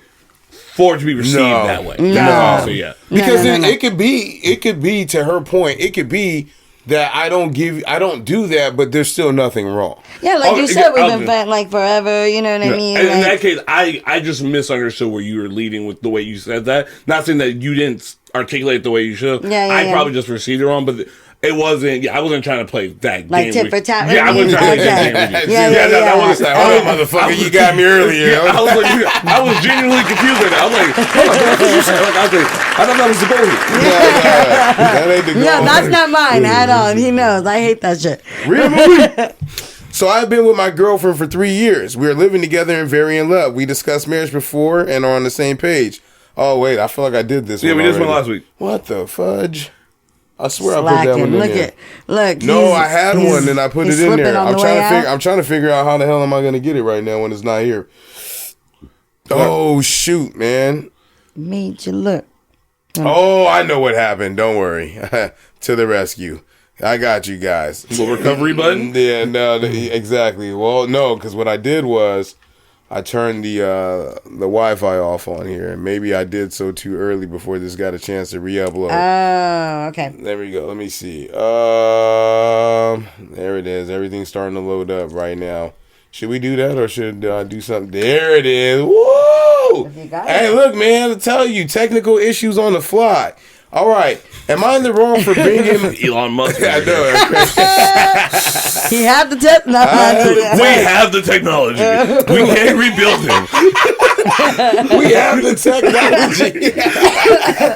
Oh man, am I in the wrong for bringing our daughter to my husband's ex-wedding, even though he told me not to?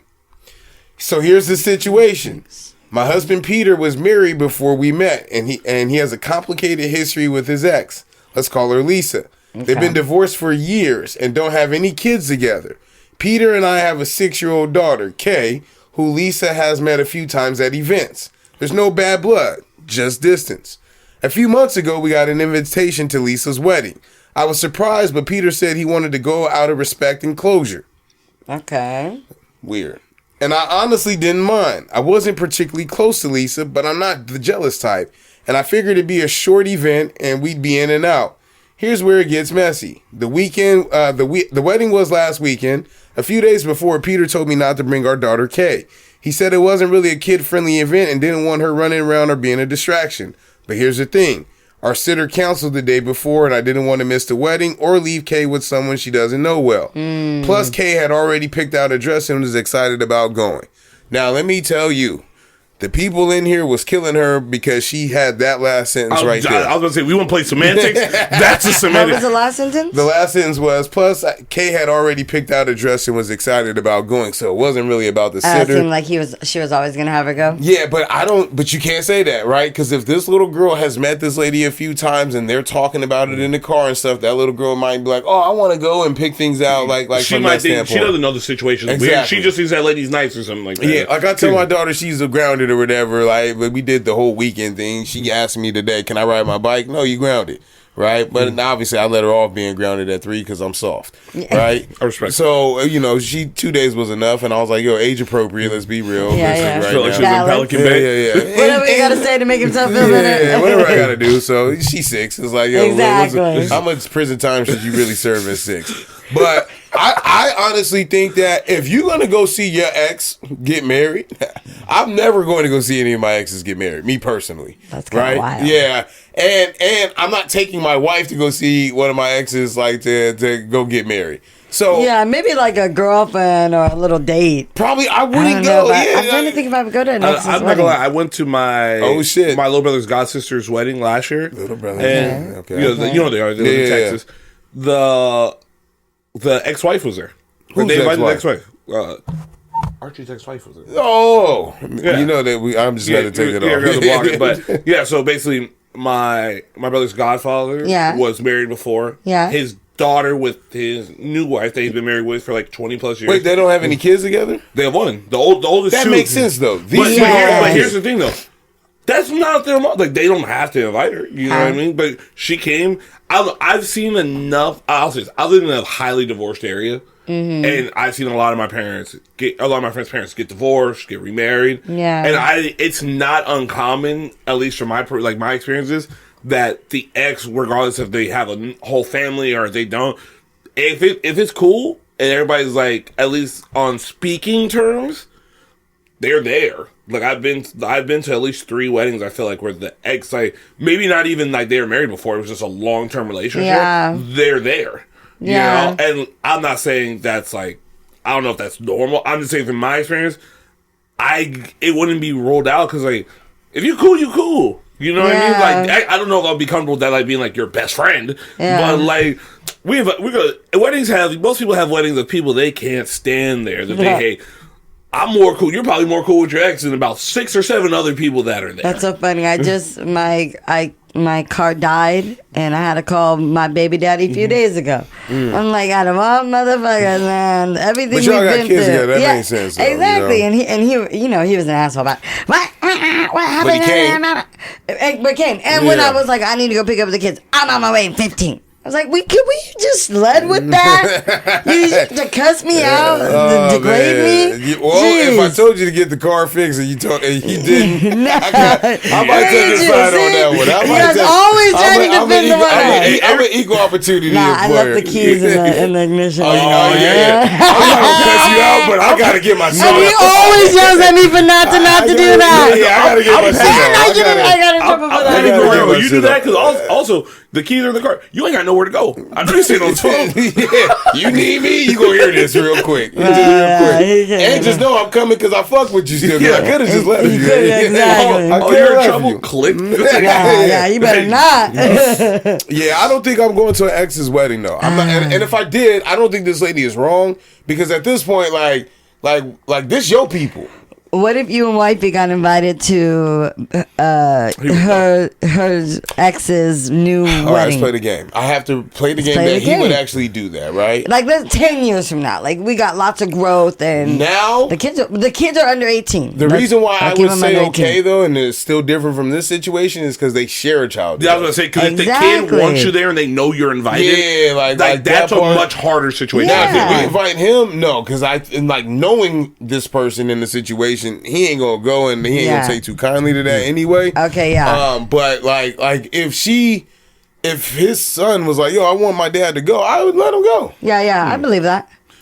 Like on the surface right now, people look at our relationship now, like if you saw us, like somebody told me like the other day during baseball practice, like, hey, that's dope that y'all got this relationship. It's like, motherfucker, you don't know how long it took for us to get here. Yeah, right. I am thankful, you know what I mean? Yeah. But before there was a lot of like boasting and chest being put out and peacocking and shit that we didn't need to do. Yeah. And that was like, it took one of us, I won't say who, but it took one of us to be like, yo, I'm not doing this shit no more. But I think that's why it's dope. Like, I think men kind of like coworkers. Like, some of my favorite coworkers and some of my best friends are people I could not stand for the longest. Irony. And that's when we're like, but there's some of the people I'm the closest with now. Irony. There's a dude that, because you brought up JoJo earlier, and this is why I was okay with fixing that relationship, because specifically this guy. There's a guy on one of those Pop Warner teams where the kid has like an older dad and then he got a young stepdad. You know who I'm talking about on one of them teams that he played on back? Oh, yeah. And so when I seen that, I was like, oh, like this shit can exist. Like literally that was the example that I had seen.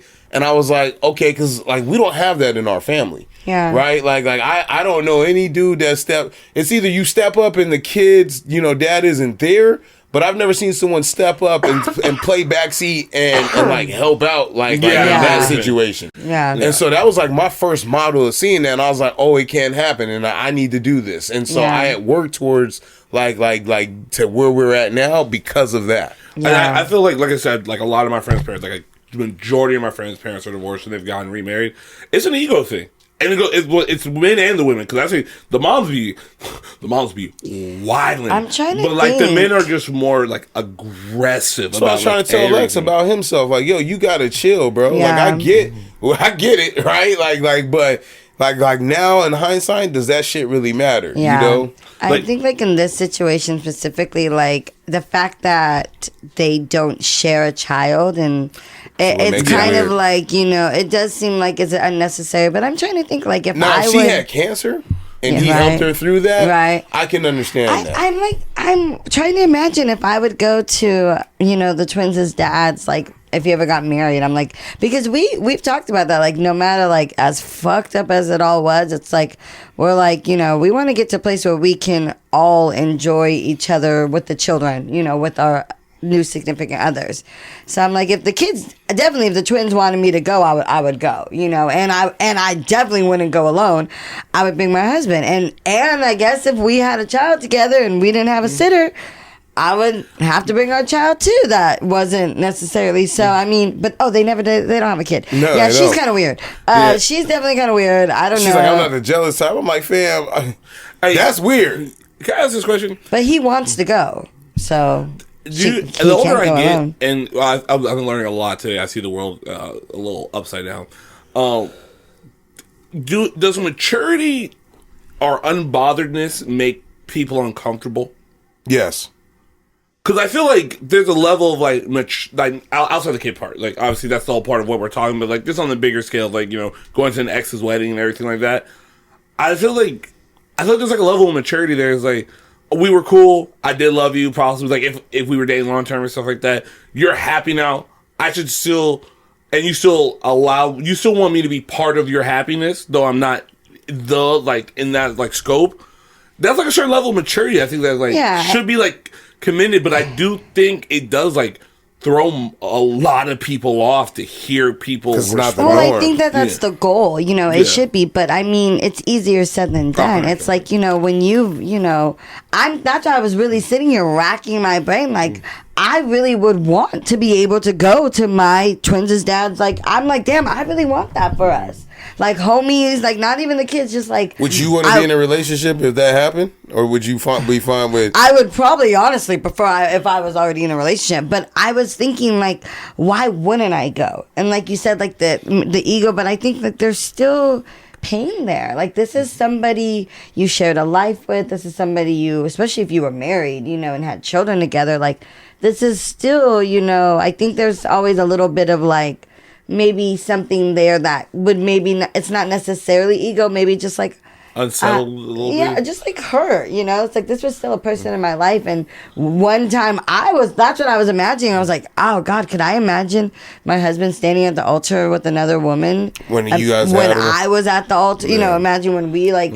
And I think that like with that, like I don't know if that's trauma or just a little bit of pain. Like, I'll say because to me that sounds like ego. Personally, I don't know, but until I don't know what that is ego though. Yeah, but because like that almost sounds a little competitive-ish to me. I don't think it's that, though. I think it's like competitive comes from, like you said, ego and pride and anger. What I'm speaking from is like a place of love, understanding, shared experience, like commitment. And now seeing that the once commitment that we had, like, is no longer there, and you're starting that with someone, I think that could be a little bit painful. You know what's funny, though? I think I saw an article, and I wasn't sure if I was going to put it in here, and I didn't, where it said like older women are not remarrying, and I wonder that our grandmother never remarried, right? And I wonder if happier going through these types of experiences that you're racking your brain about now is that like when they get to that age that they've hit the resolution of I'd rather just not deal with it. I mean, I was telling you, they were saying like single women that are like after divorce are choosing to stay unmarried and that they're happier, they're more peaceful. Even single women with children that are choosing to like, you know, be like uphold the household all by themselves, they're finding that they're actually happier without a counterpart because of sometimes like the additional mental labor, toxicity, like things that come with it. So I mean, it's something to be said about like, I mean, it's hard doing it on your own. So to elect to be out here in the streets by yourself, like navigate life without a partner, like, you know, it's obviously. Yeah. I found out like 6 different ways men are trash today. No, we are. And that's the thing that I tell you. Look, I be joking. I'm joking, but I'm also dead ass serious. And I'm dead serious too. It's scary. I love black men. I love all men. I'm not trying to trash on y'all, but you guys, it's a man eats world, and I got to call it how I see it. Yeah, but as part of like we are losing a losing battle right now. And there is a part of me, right? You may not like this. I know. There's a part of me that be sick that y'all don't need us as much. I know. Hey, when you guys, if and when in your lifetime, in my lifetime, right, y'all get full control. But we do. Like, I got all my shit off, right? But who did I tell you I called this week when my dumb ass left the key? Don't matter. Come save me. And look what I'm needed. Hey, I'm out. Hey, I'll say this. She need me. Hey, he been waiting on the bench. Hey, you know what's funny though? Because like as a man, we talk about machismo and stuff like that, and I always say like you're programmed your whole life like you need to be useful. Yeah. Like, and I'm not saying women aren't like raised that same way, but I know like from a little boy, I can only speak from a man's perspective. Yeah. You were taught like in the words of Napoleon Dynamite, you need some type of skill. Yeah. You need nunchuck skills. Yeah. You need some type of skill. You're gonna explain my husband like but like even he always has a job. Even this week, I was sitting there and I was like, oh, that's fine. I'm like, I'm not dealing with old girl. Like, nah. Who's old girl? You have a girlfriend? Old girl. That's old girl. Yeah, like you're talking to somebody? Old girl. He trying to You're making love to somebody? Zoe versus the state. Zoe versus the state. Old girl. And she called Is old girl like a new friend or old friend? It's old friend. Okay. But we're sitting there, she asked me for something, and I told myself, I'm not doing this shit. What'd she ask you for?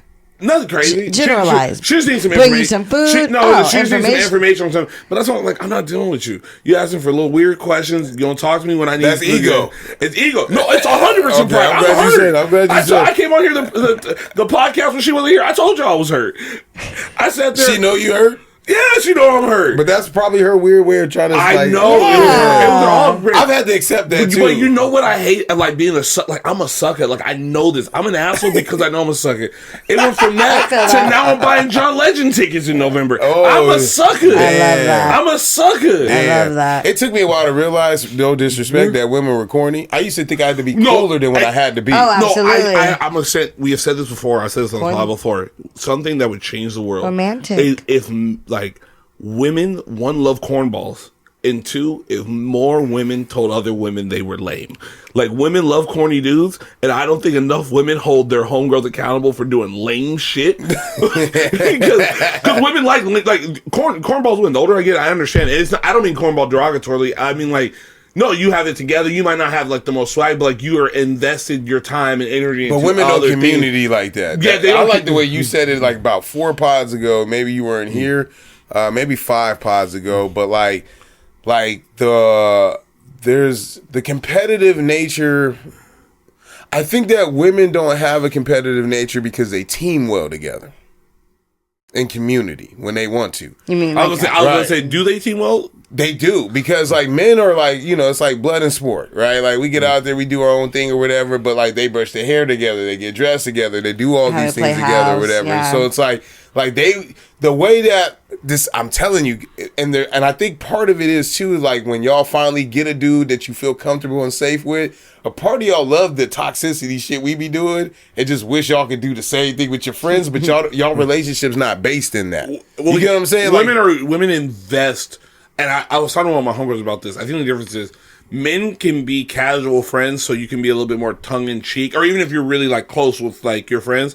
I think women invest so much into their friend groups that are, like, into, like, their friends that I think when they stop being friends a lot of the times, it's because they had they have put so much into that person that their expectations are so much higher of, like, that friend. Because I feel like when women, like...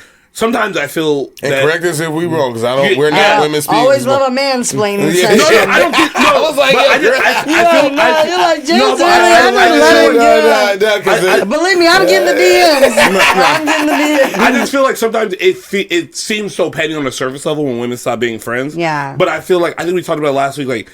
And I think you even agreed to it. There was a lot of stuff leading up to it that if they had just... How men will crack on each other, like, throughout the process, it wouldn't have been so... bottled up and explosive when it came out. And I could be wrong about that. We be holding in shit we not supposed to be holding in, but too, I think, but you know what, though? They teach you as a man, though, like, this is not a good thing. It's like, it's okay to feel hurt, but to display it when you know you shouldn't be. Like, I think, like, little boys are taught, like, yeah, that hurt. You know what I mean? But, like... Suck it up. You're gonna have to suck it up and, like, deal with it. Like, or part of, like, what I was saying about old girls, like, I know that I shouldn't be hurt about what I'm hurt about. So I gotta shut up about me being hurt because, like, it's not necessarily she did something wrong, but I feel some type of way about it. But that's my feelings. I'm not, like, as a man, I don't think you're always taught to, like, yeah, you feel that way, but you can't put that on somebody else. That's how you feel about it, and you have to deal with that. Yeah. Yeah, and I just feel like... That makes sense, because a lot of times women are saying, like, we can't get our men to open up, to express, and so we kind of have this back and forth where men are like, well, I don't have any space. Like, I hear a lot of men in their 35s to 45s where they're like, where do I get my shit off? Where do I get to say that my feelings were hurt, or I'm stressed out, or I'm having a fucking hard time? Like, I hear men saying, like, there's no space for them, and there's not necessarily space created in friendships, like, unless men are starting to be intentional like that with each other. So, like, I can hear what you're saying, whereas, like, Karl was attesting to is, like, women, although, there's this idea that women are catty with each other, or, it is true that women do commune more together and converse more. And you're right. Their friendships are very much invested in. And it is a lot of energy and a lot of reciprocation. And therefore, when it does come to an end, I know all of the endings of my best friends have felt like divorces, right? Because not only were we friends, but our families were, our moms and dads, I would call their mom and dad, talk about having your own relationship where, like, you don't have to check in with someone, hitting up their own parents. Your children start to be raised together. It's like, it literally literally is a shit. You went on vacation together. It's like, I still owe you money for this. Like, it's literally a full on relationship, you know, like pictures, you know. So I think that like it is deep, you know, and that goes to like what he's saying, like, as we are kind of naturally investing in one another. But that's because women over centuries, I'm talking like, you know, Native American days, like tribal days, women have had to work together to survive. So it's really like in our ancestry, in our DNA, because again, as you kind of made a joke, like, you know, men, you're like, wow, I've learned a lot of terrible things about men today. Like, because that is the world that women have always had to navigate through. Or things that, and so working together to survive through that, you know? Or things that like, I don't think you necessarily learned it, but maybe that you're more paying attention to. Because as I've gotten older and had experiences and like just as things have, you know, kind of progressed, that gap between 30 and 35 is a crazy huge gap. Like in terms of like life gap and where people are at. Like I got boys that's coming next weekend, and I normally would go hang with them and go do shit, but like this is like one of the first of, you know, maybe the second time where I got shit to do with my family, and that's like way more important. You know what I mean? And like it feels weird, you know, because it's like, all right, well now I know where my responsibilities lie on top of that. So how I think and how I react to certain things, or certain things that I used to feel passionate about.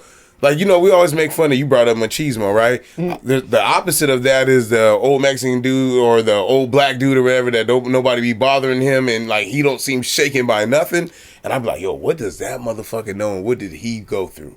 Who pissed him off at the job, right? For 20 years. He's past the crash out. Yeah. He's now, like, he's actually the scariest part of it is when he's just, yeah, for sure. Like, I will say this. I tell my boys all the time, if I for sure you 3 times and we're talking, like, yeah, for sure. And go make a sandwich after? Yeah, go for sure. If I leave after the second one and I come back and I'm going to swing on you. The violence is impending. Because I should never have to. You should be able to look at that last for sure.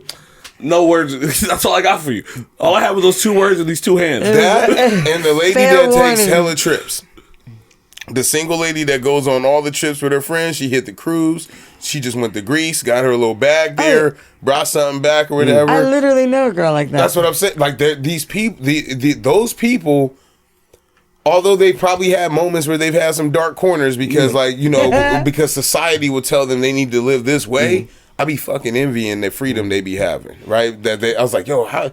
But I have to respect the process of getting there, right? And so, like, and the reason why I'm bringing all that shit up in the first place is like, what we talking about is personal relationships, right? Yes. And how people commune together or whatever, and then how those things eventually fade as life happens, right? And so, like I ain't got to that point yet, right? I still, like, value, you know, friendships and have hope for some of my friendships that they would get better and all these other things. But if they don't, I'm also at a point where I'm like, that's cool, and I'm all right. Like, people used to pressure me into feeling like, yo, I had to feel like I had to mend that relationship. Yeah. Until you invite people to your baby shower and they don't show up. Till you invite people to your wedding and then they don't show up. And then it's like, well, I'm not really mad at you for that. But then I also don't feel obligated to do nothing that you got going. Hey, I turned 30 last year. My favorite phrase is, I'm good. I'm good. Hey, at the end of the day, if you want to show love, ain't nothing stopping you. Yeah. And I'm a reciprocate. There are people who I can't stand to this end of the day, but I'll admit I still love them. Yeah. I've been betrayed. I've been hurt. Yeah. I've had dudes do like some scandalous stuff and put my name out there, and I've just been like, what always will hurt more is that I still love you. Yeah. Like, after all that is like, I hate you. Exactly. But I only hate you that much because I loved you that much. And that's why the betrayal is so deep. But what's also why, at the end of the day, I'm good. I have more good memories to remember than bad memories. So at the end of the day, you've given more positive than negative. Negative might be the last thing I have, but if I just focus on the rest of it, it's good. I'm good. They're better than me, man. I need to focus on that because I be thinking, like, I know because of, like, my life circumstances that I'm not the greatest friend. Like, it's very hard for me. I have no stability. It's hard to be a solid persons talking about relationships. It's hard to be in solid relationships when you lack a lot of stability. But I also know that I'm like that friend that like I get people through the gutter. Like I'm like an Olivia Pope type of friend. Like shit hits the fan, or you just need someone to show up, or like, and I'm like and then I'm loyal. Like I'm loyal to a T, and so I'm always so devastated by the betrayal, and I'm like you know, like what we've been through together, like what I've like we've rode for each other. You know my loyalty. You know to the lengths, to the extents I will go because you've seen it, not because we're questioning. Because I've shown up and I've done it.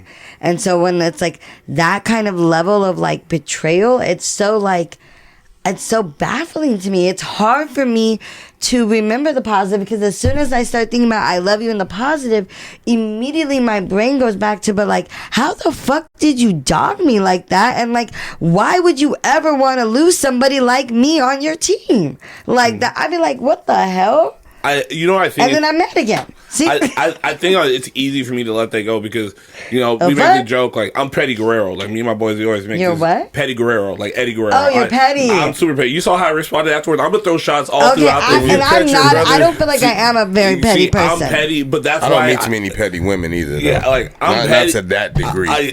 I'm petty, but I feel like that's why when I'm hurt like that, I can just let it go, because it's like, at that point, it's like, I've done all I can do. Like, I don't even have the energy to be petty about this. Yeah. Yeah, it's just like the way I would normally like diffuse this. Yeah. Because I've had a lot of friends where I'm just like, I feel a certain way about it. But at the end of the day, I'm like, one of my best female friends, long story short, we weren't cool for a minute. Yeah. And now, like, I've known her since like 8th grade. We're back rocking. I love when you can, right back rocking. And it was only like maybe a year and a half, 2 years. Yeah. But I had to sit back and think like, yeah, she might have done and explained something that I didn't like, and I felt she came at me crazy.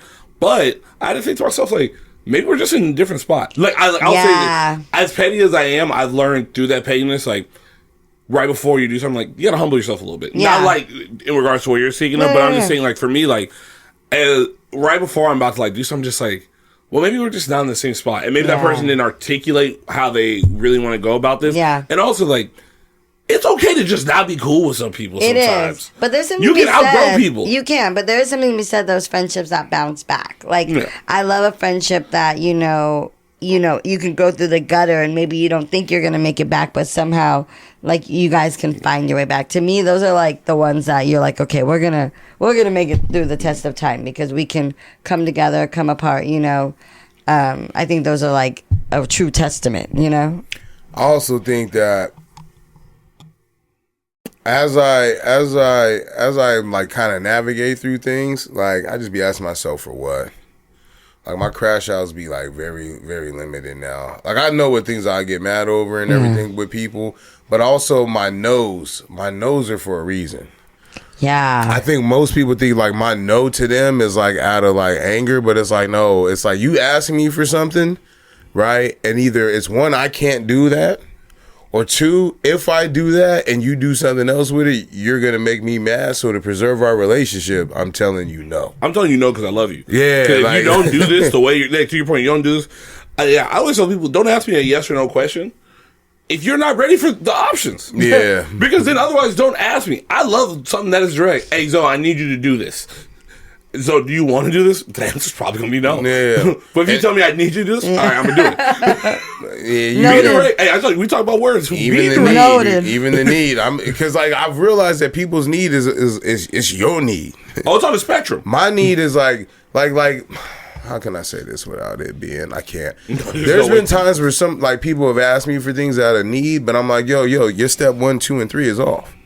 Right? Like right now, what you on is step 5, and like, yo, I want to be able to help you out with step 5, but step 5 means that like you're gonna keep coming back and ask me for whatever this is because 1 and 2 has no foundation, and it's like not because of that. And I've offered help in different ways or like my opinions on things, and that's why when like we were talking earlier, like and I had asked off mic about that situation.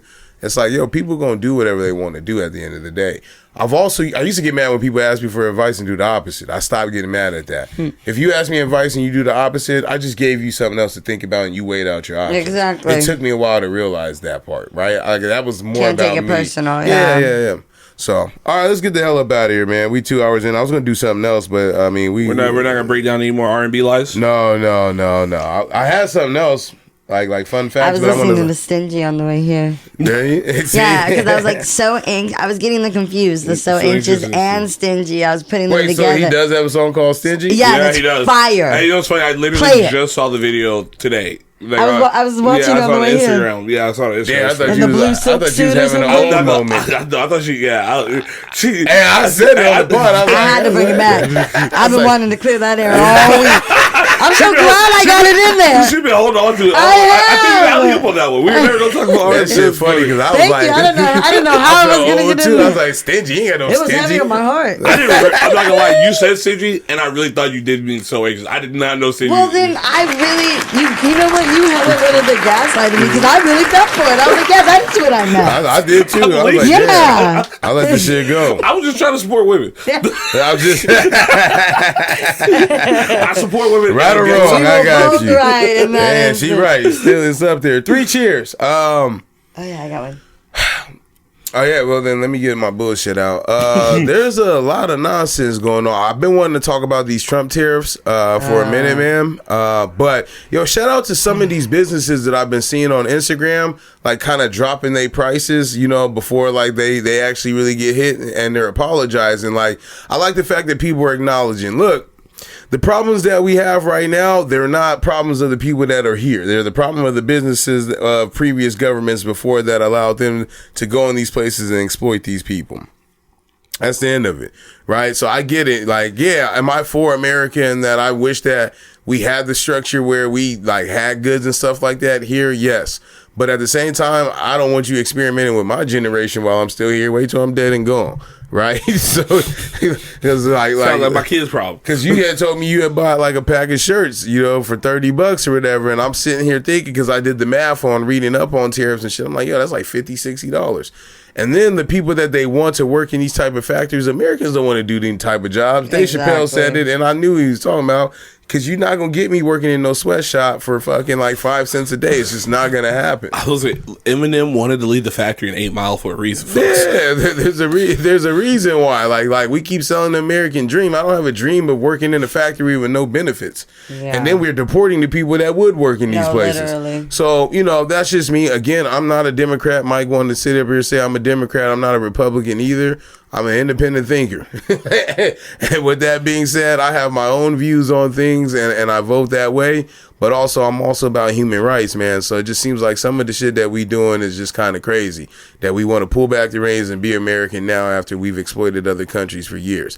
Have they exploited us on the buyback? Probably, right? But they look at us as the devil. Yeah. So, and now I'm starting to see people afraid to travel. Again, everybody want to be traveling. You want to put it in your bio and shit like that to become dangerous. And these other countries don't want to fuck with you because we from these ideals. It's just, life is just funny, man, when you think about it and like it being being reciprocal on the other end. Because things that we thought were luxuries and all these other things now become an issue when the world doesn't view us the same. So, I'm Dominican. If I go to any other country, if y'all find me. Next week when I'm in Misaloma, I am Haitian. As well let that know. You said that with truth in your eyes. My dad's Gullah. That's almost Haitian. They speak French. Like I said, most of these weirdos that's on X, they be out here. Well, yeah, we talk about all kinds of weirdos today. But these weirdos that be on X, like these are the ones that live in small town bluegrass Kentucky that never leave outside of the country, so they're not affected by the bullshit they be saying and the rhetoric they be spewing. So it's all good. I'm not going there anyway. So fuck y'all. Yeah, and their defense, if the only two things they're buying regularly is tobacco and alcohol, they ain't gonna feel the tariffs. I'm jealous. Fam, Ford, they want you to buy Ford. Ford leads in the recalls every fucking year. Who the fuck wants to buy a Ford car? Nah, you know why I'm mad, or the tariffs has got me a little bit? Because I haven't seen the price of something go up like this since white people found out what avocados were. Yeah. California burritos used to be $5.50. White people found avocados. That shit is $11. So no, they selling $12 hot dogs. Do they got special? They got special cows, bro. I'm just trying to say. I'm just telling you, it's crazy. They got special cows. They're organic and grass fed. Don't you know? So we'll save Jay for last because she's always got something way more important than what we got to do. That's not your for real. I don't know. 3 Cheers. I think last week I did the summer. Kind of to the Karl thing because I'm going to be traveling. I was thinking this is the same thing. Like, just be safe. 3 Cheers. You know, like, don't. The older I get, the more I really enjoy the fact or the idea of not doing too much. Go out, have your fun, get your ass in the house. Amen. See it from a distance, get as close as you want to get to it, and then go home.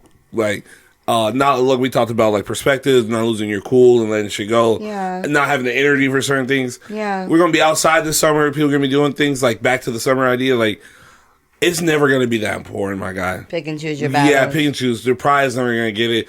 3 Cheers to getting old. I ain't got the energy for it. I got 3.5 fights left, and if I got a kid, 3.5. I got crazy. 3.5 fights You need them left. all for them. Yeah, I got two. I got 2 for a parent in a parking lot. I got 1 for my son when he turns of age, and I probably got a slap box for my brother. So that's 3. That's all 3.5 right there. That's all I got. So I'm not responding to no one's bullshit. Yeah. Hey, call me what you want. I'm gonna keep walking. I like that. I can benefit from that energy. Cause I'm like, what'd you say? Yeah. She low-key got me right now. I'm not gonna lie. Oh my I'm tightened up a little bit. He's like, shit, nothing. No, He about to say you know what it was? Nothing. I saw the hair and then the hands came and I was like, oh. Thought he was in church again at 8 a.m. Go ahead, Jay. No. I just wanted to shout out my boy. We were talking about him last week. It's Kendrick Dial. It's his birthday. Happy birthday, dude. Solid guy. He's, an artist. He's a director. He works in the mental health field. He works in social justice. He works, he's a man of the people. So happy birthday to him. The world is better for him to be in it, and my life is better with him in it. Shit. Absolutely. Happy birthday to my my man. man. Got job like he Jamaican. I like it. Yeah, he do a little bit of everything, honestly. I respect it. I was talking to a girl at work about him on Tuesday. I was like, let me go ahead and connect you with Kendrick because he work here. He do a bunch of shit. He's an actor. Yeah, he do all kind of. You might catch him at the rabbit hole too when you go down there playing with his band. I'm telling. Literally, Lyrical Groove. Yo, he do everything. Have you heard of the Lyrical Groove? You might like him. No, I go to the rap. One of my homies used to live right across the street from the rabbit hole. He be there when they do that little festival down the street. I'll be and I'll just be out there random. He don't even tell nobody. He just be out there, and then I'll be like, "Kendrick, what's up, man?" Like, it's crazy, bro. Be everywhere. Happy birthday, dude. And we out.